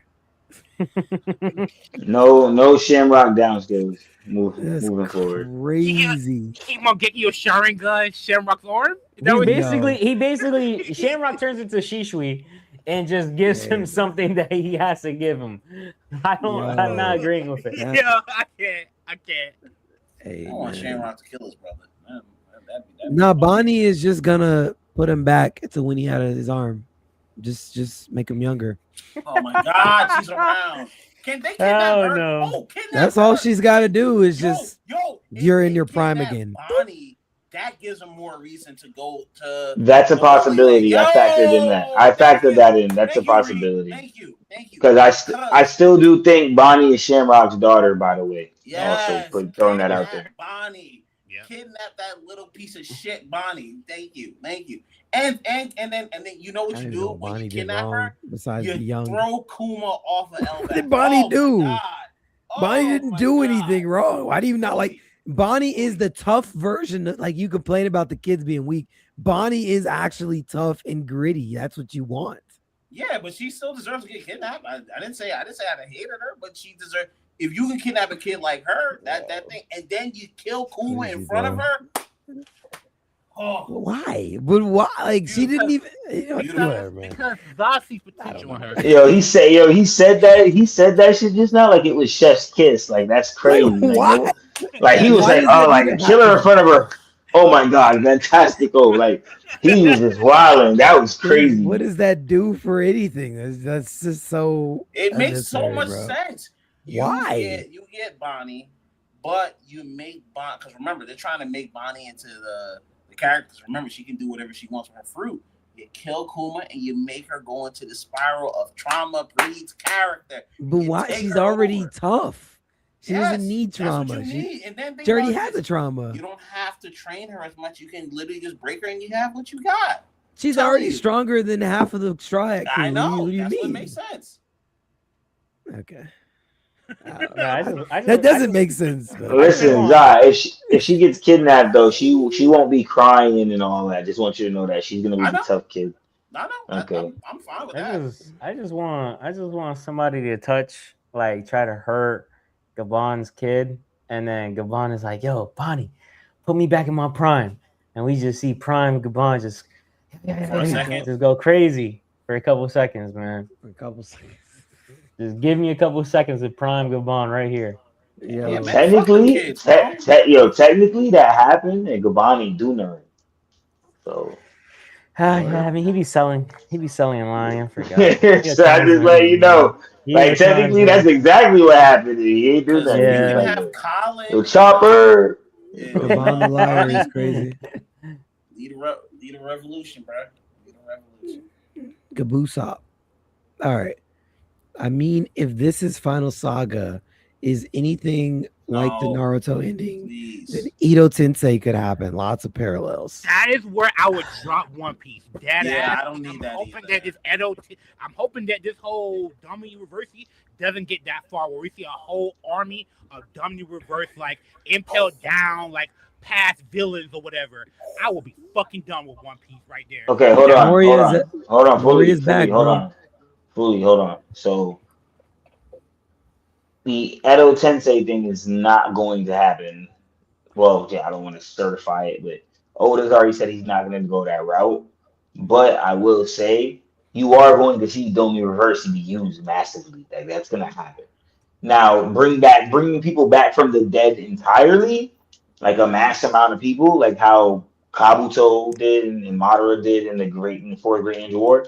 I don't think that's going to happen. We're just going to Domi Reverse the people that are already alive. I think that's mainly the thing. You know, people, like there's some people I just don't want to see this as like, you know how like, you know, Reed. Like you're not gonna see a white beard come back. No, hear me. You know how Reed's like Big Mom is still up in the air. I don't know how I feel if I see a Big Mom. You know, like I don't know. You know what I mean? Like certain characters that were like, we don't know if they're confirmed. I don't know how I feel about seeing them like Shiki there. I don't know how I feel about some of them being there. I don't know how I feel about that. That's where I'm like, you know what I mean? That's where I'm like a little iffy at. Okay. Yeah, realistically. Go ahead. No, go ahead. I was just gonna say real quickly with just the kidnapping thing. Realistically, right? This is really like far fetched. If Nami gets kidnapped and Luffy rages out because of that, hypothetically, if there's some way somehow, couldn't just Kuma just skyrocket them there and just kind of leave Frankie to just kind of catch up with the ship? That would be interesting to see them escape from like the red. Technically, maybe escape from the red line. That would be interesting as fuck, actually. Very possible. Okay, just asking. Like, because Luffy would do some shit where it's like, Nami or the ship. Let's go get Nami now. If that happens, I would understand why Kuma's still around. And maybe my whole Kuma should die thing. There Look, you man, go. you just gotta get over it, man. Oh, no, be like, Yeah, oh, okay, there you go, Fooey. Word. There you There you go. go. You're starting to come to the light, bro. There you go. Everyone then- can live, bro. And No. then No. when they land there, it's a high up spot, so they Yup. need Pell to just That's right. fly them up. That's Yes, right. sir. That's right. Yes, sir. That's right. Yes, Freaking sir. love Pell, bro. Yes. And then just Yeah. have Bon Clay sitting up there waiting. Let's just Yeah. have him up there. He too. can run too, man. Yeah, yeah. We'll have to find. I don't know. Patreon Yo, we too. started. We started off real solid, and then I don't know Yeah, what thank just you. happened. You went. Y'all went That was I a solid y'all start though, but Dan's just Captain Planet. crew Like, up you know what I there, mean? Great material, bro. Like, Yeah, yo, man. I Hey, man. promise you got to replace Saint Zod. I'm not reading that. I don't Just even put wanna everybody know. up there, man. Nope. We're gonna replace you, and we're gonna replace you with Zaza. That's what we're gonna replace you with. Go ahead There and you do go. whatever you want. I'm out. I'm Look, out. man, Oda did not let us know that all of these people had Brooks fruit. It's just different copies of it. That's what it is. They all like they it. all have the I hear revive fruit. And we have It's 5 just like- minutes. that's the Logia version, and then there's the Paramecia, and then there's the Zoan form, and then there's like they're all like kind of Zoans, but like Vegapunk made them, and that's why they are living. So, I like yeah. that. I like that. It makes I like sense that. to me. Honestly, I'm not even mad at it, bro. Yo, shout out to Dizzy in the comments, and then she said we will see Toki sitting up there too, waiting. Yo, just No, of Toki in course there she too. is. Bro, I'm not like Joy Boy is probably alive. Nika, Ace. Honestly, he probably Ace Yo, is you're the wild. biggest- Dizzy, don't encourage bands, Nah. man. Don't encourage bands. Yeah, I'm not. You know, I'm stop responding to this because man is just like totally feeding off of this energy. Like, And then Yeah, we he's see enjoying. He's enjoying we himself. see we see Shanks just sitting on the empty throne with kids' fruit, and he has a mechanical arm to replace his arm. Yo, I would love that, bro. I'm cool with it, man. Yo, I'm not even what mad is anymore. this? Like, what is Don't this? respond. And I don't understand how Reed's just so numb to it all. Like, oh my gosh, Please. scratch He my agrees head with now. me. bro. Please. No, he's not agreeing. He says, hey, I am not a man. He's egregious to it. That's what it is. He's not agreeing cool with with it, you. bro. He's egregious I'm to out. it. telling I'm out. you, I'm man. not even If giving this the energy Oda anymore. told 'cause me that's what they right want. now that Ace was just taking a nap. That's it. And Yeah. he's actually okay. I Mhm. would say that makes sense, brother. And then we Okay, just listen. Look. The last 4 minutes, I think we should probably watch the Cerberus. Shamrock pulling out the Cerberus reveal one time. Just go ahead and bust it down. Like, stop playing. The one way, the one that we watched Get it last rolling. time. Yeah. No. You didn't watch that last time. This is actually the episode that just dropped yesterday is the actual episode of Shamrock Oh, pulling it's out like the an sword episode. and legit like no, but I just want the moment of him pulling out Cerberus. That's like 3 minutes maybe. You gonna pick You know what that I mean? over the Harley? Hell yeah! What? Oh, Yeah. I forgot. Shamrock. Okay, what the hell? Do you know what priorities are? That's crazy. Do you understand the agenda? The precedent? Shamrock over Harley. My bad. I forgot. My bad. Yeah, you was a wild boy. You are a wild guy. I forgot that, man. Come on, man. We know this. While Ree is trying to pull this up, I got a comment. I got a question to ask the comments. Who's stronger, Law and Rain, or a kid in a junkyard? I need to know. Law and Rain. Or a kid in a junkyard. I need to know. Kid. My boy, Kid. I think My that's boy an easy Kid. one. I'm gonna say That's a this. super easy one. Kid, my boy, who is Luffy without plot armor. Okay. Yeah. I mean, again, Kid was fighting Big Mom while dying every few seconds. And With he was doing yeah, just fine. who Hawkins had his what was it, the voodoo thing, and was still put up and fighting his Big Mom. Yeah, exactly. Yeah. That railgun did everything it needed to do. What you mean? Hawkins was telling the truth, bro. His devil fruit was broken. Yeah. I'm not gonna lie to y'all, bro. I don't want to put this title out there because we have so much more story to go. Oh, I really think, and I know I hate on Gabon a lot, but I ain't gonna lie to y'all. Hawkins is probably the biggest fraud in One Piece history. I'm not gonna lie to y'all, man. That's wait, fair. hold on. I like That's fair. Hawkins. Hold on, bro. I can't stand That's Hawkins, not bro. fair. I can't No, stand Hawkins, bro. the biggest fraud in Whitebeard history. I mean, not Whitebeard history. The biggest Whitebeard. fraud in One Piece history is Whitebeard, and no one wants to admit it. But it's fine. Ah, What the freak? No, Yo. no, he's not wrong. Me and Foley talked about this. He talked about Whitebeard this. wanted some Marine food, Where did this you know come what I'm saying? from, Nika? And he I said, thought nah. Kaido was that. Nah. Yo, shout No, out to Kaido, Drake. no. Shout out to Drake. Wait. Family matters. This is bad. This is bad writing on Oda, and this is one of the few things I got to hold Oda on the line for. That when One Piece is done, I'm gonna barbecue him for it, like in a stream. He's But right. He's right. bro. As much as I cramp on Naruto, I did that after Naruto was done. So I'm just waiting for One Piece to be finished before I critique Oda on a few things that he definitely need to answer for. This is one of them. Whitebeard is all the Kaido stuff is a knowledge fallacy on Kaido. I'm cool with that. That's me having my agenda and picking on Kaido and yeah. That's cute. That's cool. That's agenda piece. What I'm saying about Whitebeard is like an indefinitive fact that you cannot, you just can't, bro. You just can't. What is the excuse for Kaido? I get Brook's excuse.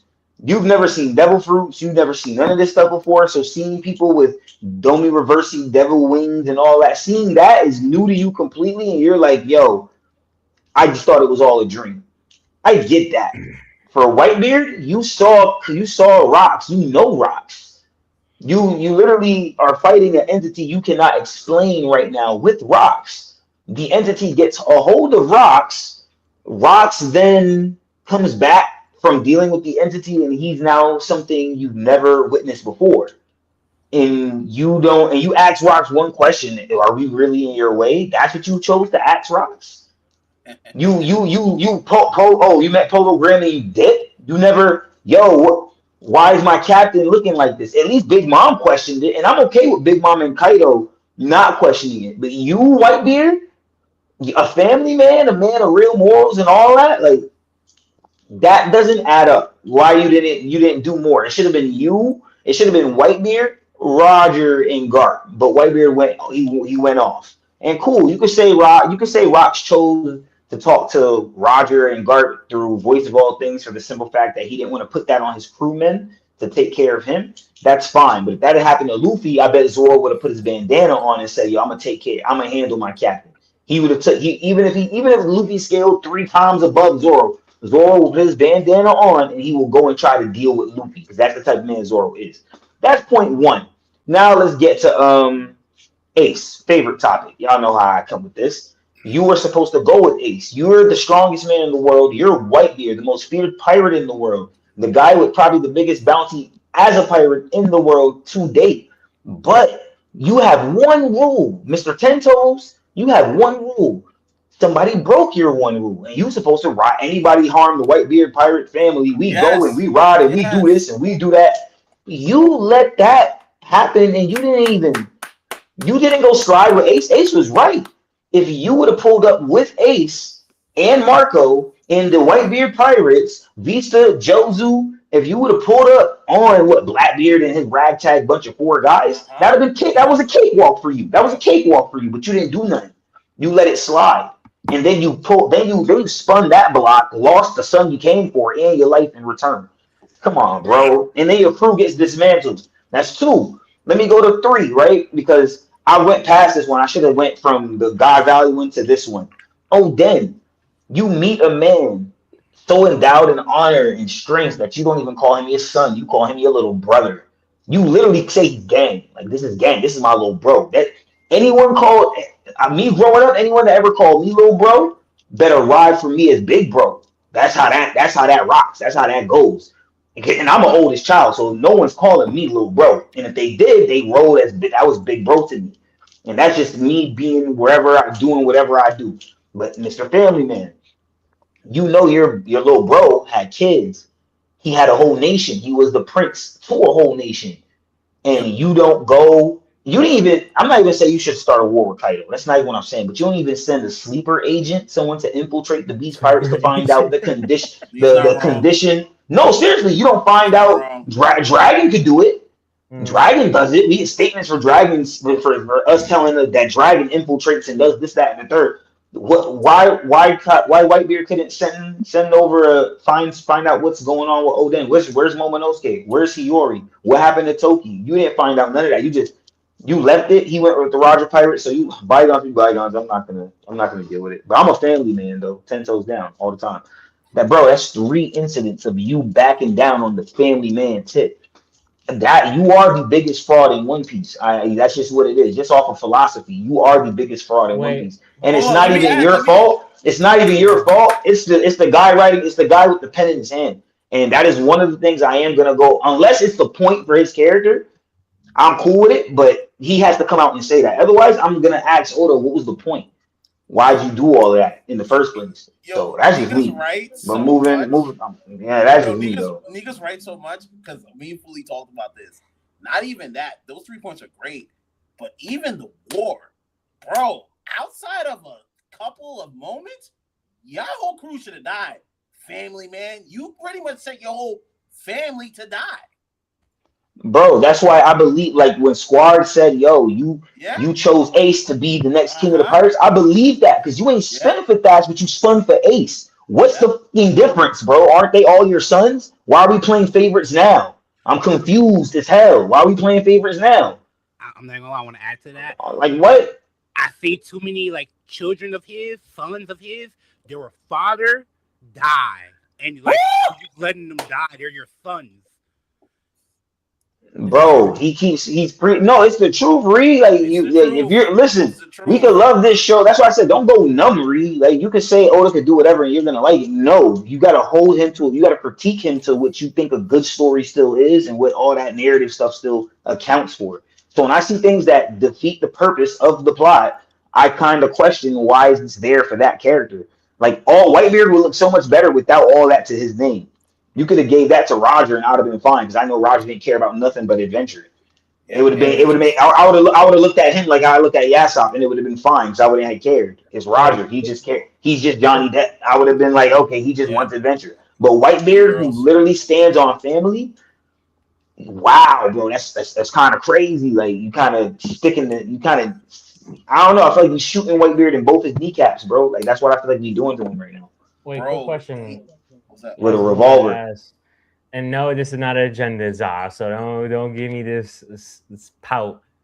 So, do you think Shanks was right when he what he told Whitebeard when they clashed and they were on the ship in regards to Ace and Blackbeard?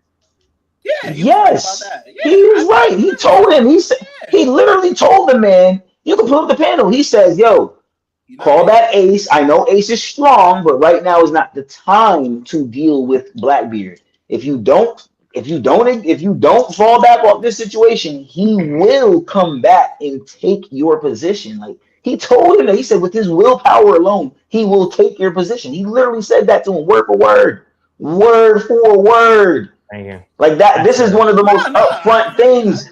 This is one of the most upfront things in One Piece I've ever debated. Like, that's why when people talk about, oh, Blackbeard's not this, Blackbeard's not that, I'm like, yo, your favorite pirate is literally on another Yonko's crew. I mean, on Yonko's ship, using Conqueror's hockey and bringing sake to him just to deliver this message.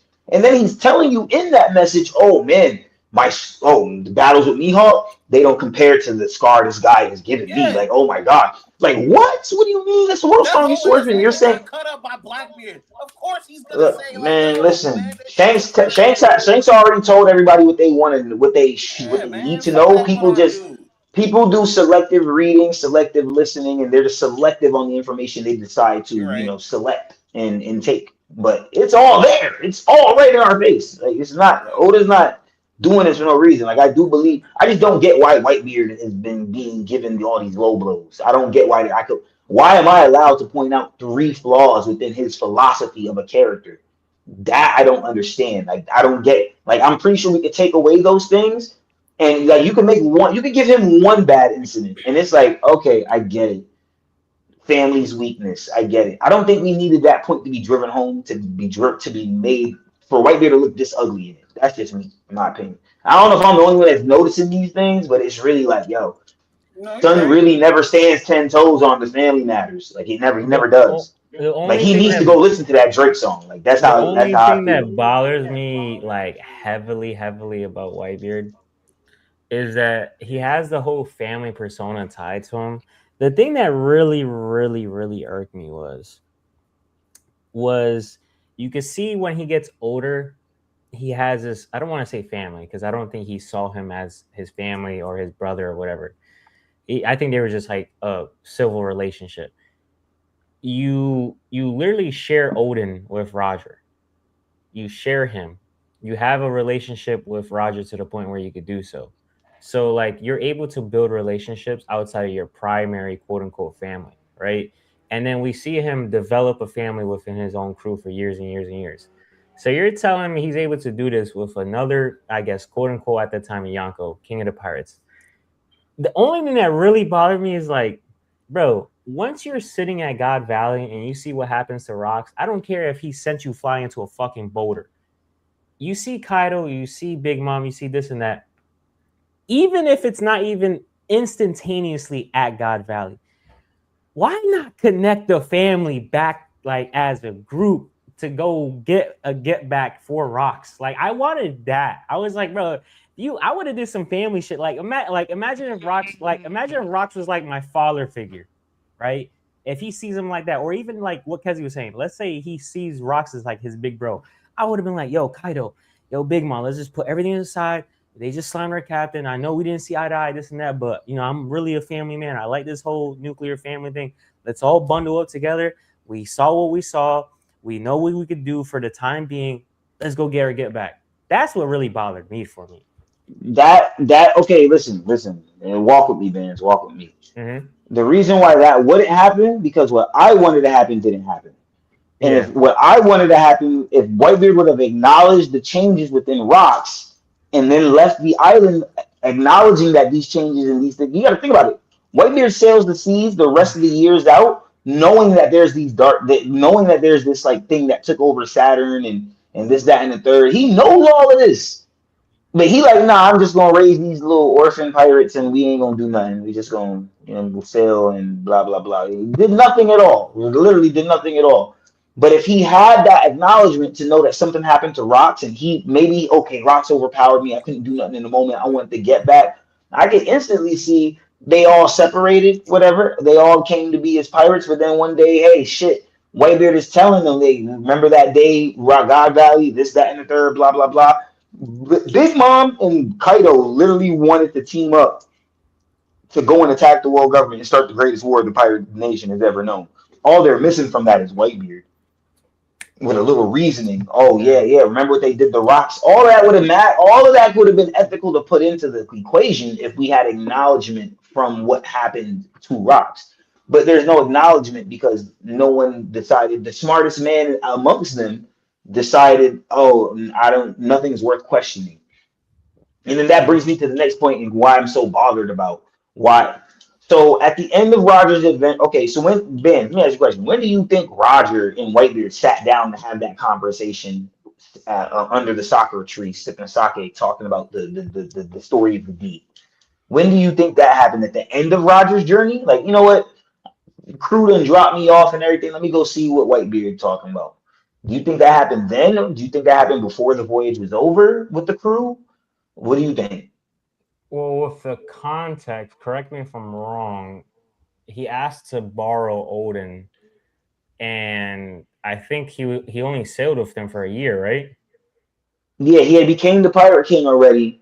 Yeah. And then he had told Whitebeard, they're calling me Gold Roger, but my name is Gold D Roger. So I'm under the influence that the adventure was over. Yep. So you probably dropped off Odin at this time. And this one is more headcanon. I won't lie to you, but so did Whitebeard not ask, hey, so what did you do with Odin? So last time we were over, and Odin is like telling I dropped Odin off at Wano, whatever the case may be. Mm-hmm. But you were hearing that Kaido was in Wano, bro. And despite not wanting to, that's somebody my little brother lost to. I get it. You're trying to respect the whole warrior bravado, but that warrior had a family and you're supposed to be his little brother, and they were born and spent time on your shit. I do think you'd owe him a little due diligence. That's all I'm saying. Well, the question I want to know is like, maybe we'll get context with it. Maybe, probably not. You think the moment that Odin died, and we know what happened to it, and news relayed, right? Do you think at any moment in time, do you think Whitebeard, himself, not anybody else, not anybody influenced him, not anybody having a talk with him, do you think at any moment Whitebeard was probably like thinking like, damn, this is not the right thing to do, like get revenge, this and that, but also like, damn, it had to be one of my former crewmates that had to kill him. I mean, that's the thought, but then if I side with that latter thought, one of my crewmates had to kill him, then and you didn't get no get back, you living by pirate rules, you know, it happened, cool. But like I said, you didn't think about the family and none of that. Like none of that matters. Are they free game to the laws of this too? Yes. Like you didn't go see about Hiyori, Momonosuke, Toki, you didn't see about none of that. Like when you think about him not doing that, then it's like then you start asking scary and spooky questions like, damn, did Whitebeard fear Kaido? Like you start asking spooky questions now. You start playing with the narrative in another way. Like, was the world's strongest man fearful? Like, did he get sick and then that warranted? Like, yeah, I'm not gonna fuck with him. I can't fuck with that. If I go with Kaido, my sick ass. If I'm over here struggling, coughing up against a Sakazuki, I'm definitely not rocking it with no Kaido. That man get drunk, it's over for me. Like, is that how we're looking at this? Because now I'm like, what are the excuses for Whitebeard to not pay attention to Wano? Or is he caught in like the middle of a dispute between his brothers? Nah, I don't think so, because he doesn't have this relationship. If anything, if that's the case, granted, I'm not saying he needs to play some medium or a media maker, but if there's any type of way peace can be made out of this, it would be Whitebeard doing it. But I get it. It's all bravado, just like Kaido. You are a rocks pirate, and y'all come up knowing muscle is everything. You know what I mean? We ain't doing all this talking guidance council shit. We ain't negotiating. It's just you either like that or you not. That's why I lean back on. That's what made me lean back on the spooky question, Reed. Kaido, did you not? I mean, Whitebeard, did you fear Kaido? Did you fear Kaido's manpower? Did you not want to? Was it? Oh, I don't want to risk my son's lives. Like, because then if no matter what answer you come to, it's flawed for another thing I've already brought up. So it just makes you question it even more. See, the thing, if I was Whitebeard and that happened, I ain't gonna lie. I'm landing on the shore. I'm taking a couple steps west. I'm looking down on the floor. I'm moving a little bit of sand. I'm looking left and right. I'm like, okay, this should be perfect. And I'm just going like this, just like that. And I'm just breaking up the whole damn island. Bro, I'm thinking he doing that on a boat. Like, he like, man, where's Kaido? You don't see Kaido fly out here in 5 minutes? I'll flip this motherfucker. Like, that's like, for your little bro, I would expect more energy like that. Not mad at it. You're going to be cautious. It's Kaido, Emperor of the Sea.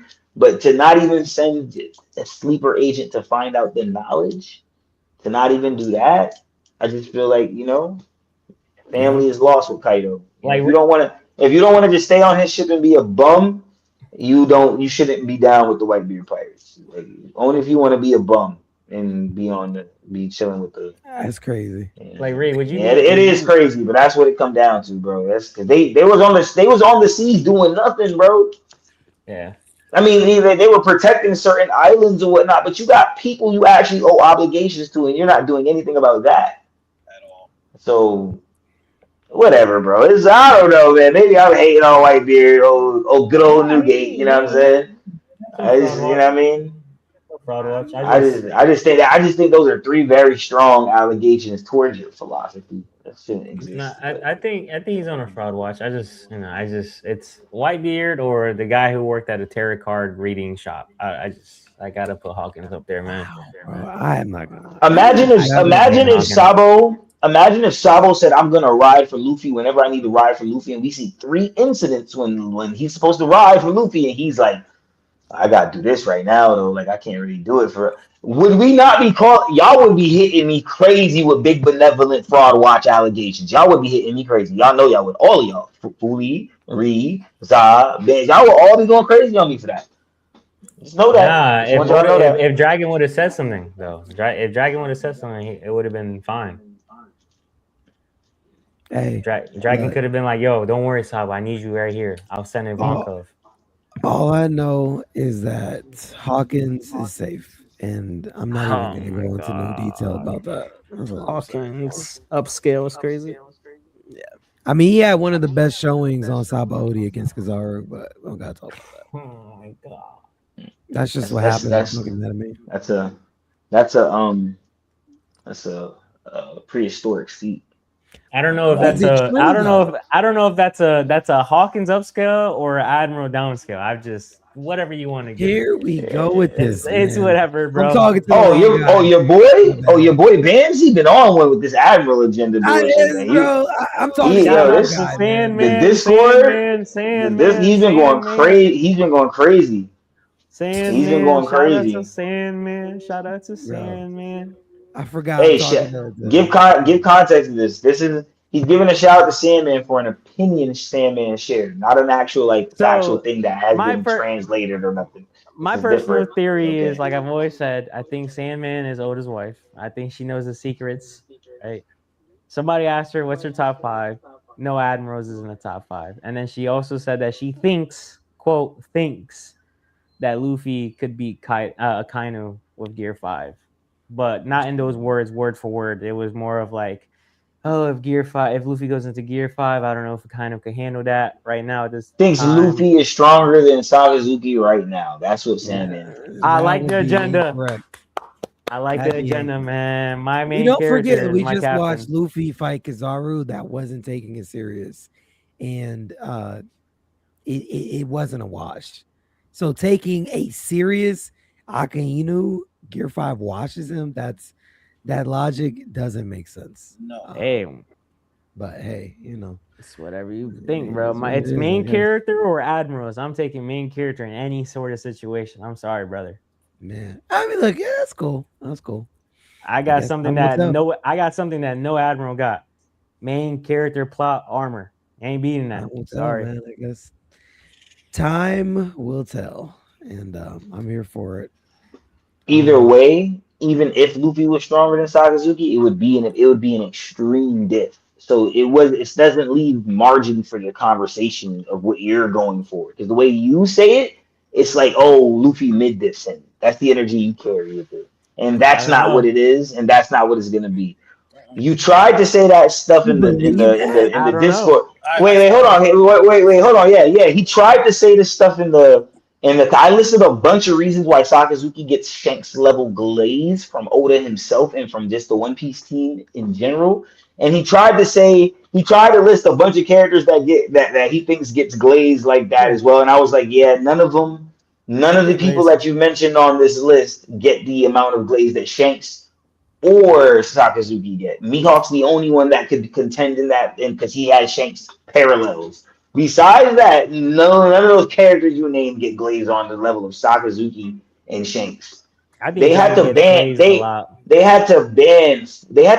four Sakazuki game cards out of the One Piece TCG because it was too much. Then he's been given 5 billion berry bounty. Oda calls him the most handsome man and says that he will draw this character in respect moving forward. The guy killed Ace, who shares the same birthday as Oda. Like, there's too much glaze already just off me talking about it. You get what I'm saying. So I'm just saying, no matter. I was just talking earlier in the Discord, and I was telling folks, when Sakazuki goes out of the picture, I do think he's one of these folks that are going to get what Imu's getting right now, which is a 2v1, where you're getting how it's going to be Imu versus Loki and Luffy. I think Sakazuki's the type of character he has to get a 2v1 to get out of his situation. I think Oda's going to draw him in that respect. And also, didn't Oda say he would find the One Piece like in a year if he was really trying to listen, man? Yeah, Come if on, he you was gotta a stop pirate, playing. yeah. Benj, It's still, Benj, it's you still, gotta, Benj, you it's gotta still, chill, bro. You gotta whatever chill, you're chill, bro. saying, it Chill, doesn't bro. matter Chill. because Buggy gets more glaze It than all of matters, them. bro. It Buggy matters, gets bro. more glaze than all It of them. matters, bro. Buggy It gets more matters, bro. glaze than all of them. Buggy's glaze is accidental glaze that It happens to doesn't work matter. out It for doesn't Buggy. matter if it's accidental, purposeful. It Sakazuki's don't is straight matter. up It the don't highest matter. AP, It the don't highest matter. AP holding It devil don't fruit. matter. I'm sorry, bro. It I'm don't sorry. matter. You can't 5 compare billion. Buggy. It could You be can't compare Buggy accidental. It to could be Sakazuki's whatever. No, glaze, bro. I'm you It could be sorry. whatever. I see what you're trying to do. I It see what you're don't trying to do. matter. It I don't see what you're matter. trying to do. It's He just try okay. to separate glaze. That don't even make any sense. One is What do you accidental mean? and one is purposeful. They're both That's the glaze. truth. No, Yes, they're both no, because Buggy's Yes. glaze comes from inside the series Yeah. upon characters who perceive things differently upon interpretation on Still events that happen. glaze. That cool, but that's not the same as Sakazuki where he's getting straight author comments. Completely different, So gang. wait. Completely different. Like you're tweaking. So who gave Context matters. Who gave Sakazuki his bounty? What do you mean? Who gave him his Cross bounty? guild. And who's The the leader cross of guild. What Cross does that Guild? matter? Buggy. What does that matter? Okay then. End of discussion. But that doesn't matter to the point I was speaking on though. He gave him that. You He can't gave him debunk that. me with a He point gave that's him not that. from what I'm He talking at. That's gave him cool. that. Buggy And that's gave him cool. that. Buggy And who gave him that. gave Buggy his bounty in positioning right now? Not Sakazuki. Bro, he is what? Oh my! They see the inconsistency. Do you see the inconsistency? Oh my gosh! Let's move on. Yeah, let's leave it. Let's move on. Yeah, you're rage baiting me. Shout out to Kobe. Yeah. Nothing was ethical just now. I'm learning to not respond to Shout out to Kobe. unethics, non-ethics. Billy. You know what I'm saying? Shout out to Kobe. Where to? In case you forgot, Shout out to man, Kobe. it's just I didn't even get started on talking about Fujitora. But yeah, let's move on. Let's move on. You know what I'm saying? Well, Kobe's just reminding you, man. Kobe's just reminding you that he has 5 Billy berries, bro. Because I think some people be forgetting sometimes. Either way, Nika, I wanted to play your thing. They are going to have an issue with it on YouTube. That's why I can't play anything on YouTube. Okay, it's fine. Then. Now that the page is monetized, they are heavy on copyright. Even if I play it for 2 seconds. Yeah, they will. I can play on Twitch, but yeah, YouTube's not YouTube. Yeah, that makes sense. That makes sense. It's all good. Just go check that out, guys. Just know everything I've been saying about Shamrock is just pretty much coming true. If you ever doubted it, you're gonna look really ignorant in the future. And I'm trying to stop you guys from looking ignorant, and I just want you all to look as smart as I do sometimes. So hey, don't take my word for it. Yeah, listen, it's your favorite pirate's twin brother. So just go watch the damn thing. Who's favorite pirate? Yeah, no, you're right. Hey man, look, all I'm saying. Listen, Zah, good, bro. It's all good. The main character's favorite crewmate got another upscale we didn't talk about, but we'll talk about it. I'll talk about it on Thursday. She definitely got an upscale though. But either way, great chapter, great stream, guys. You have a great night. Wednesday, be here for the spoilers that apparently are already going crazy. And yeah, we'll catch you guys. Have a great night. Peace.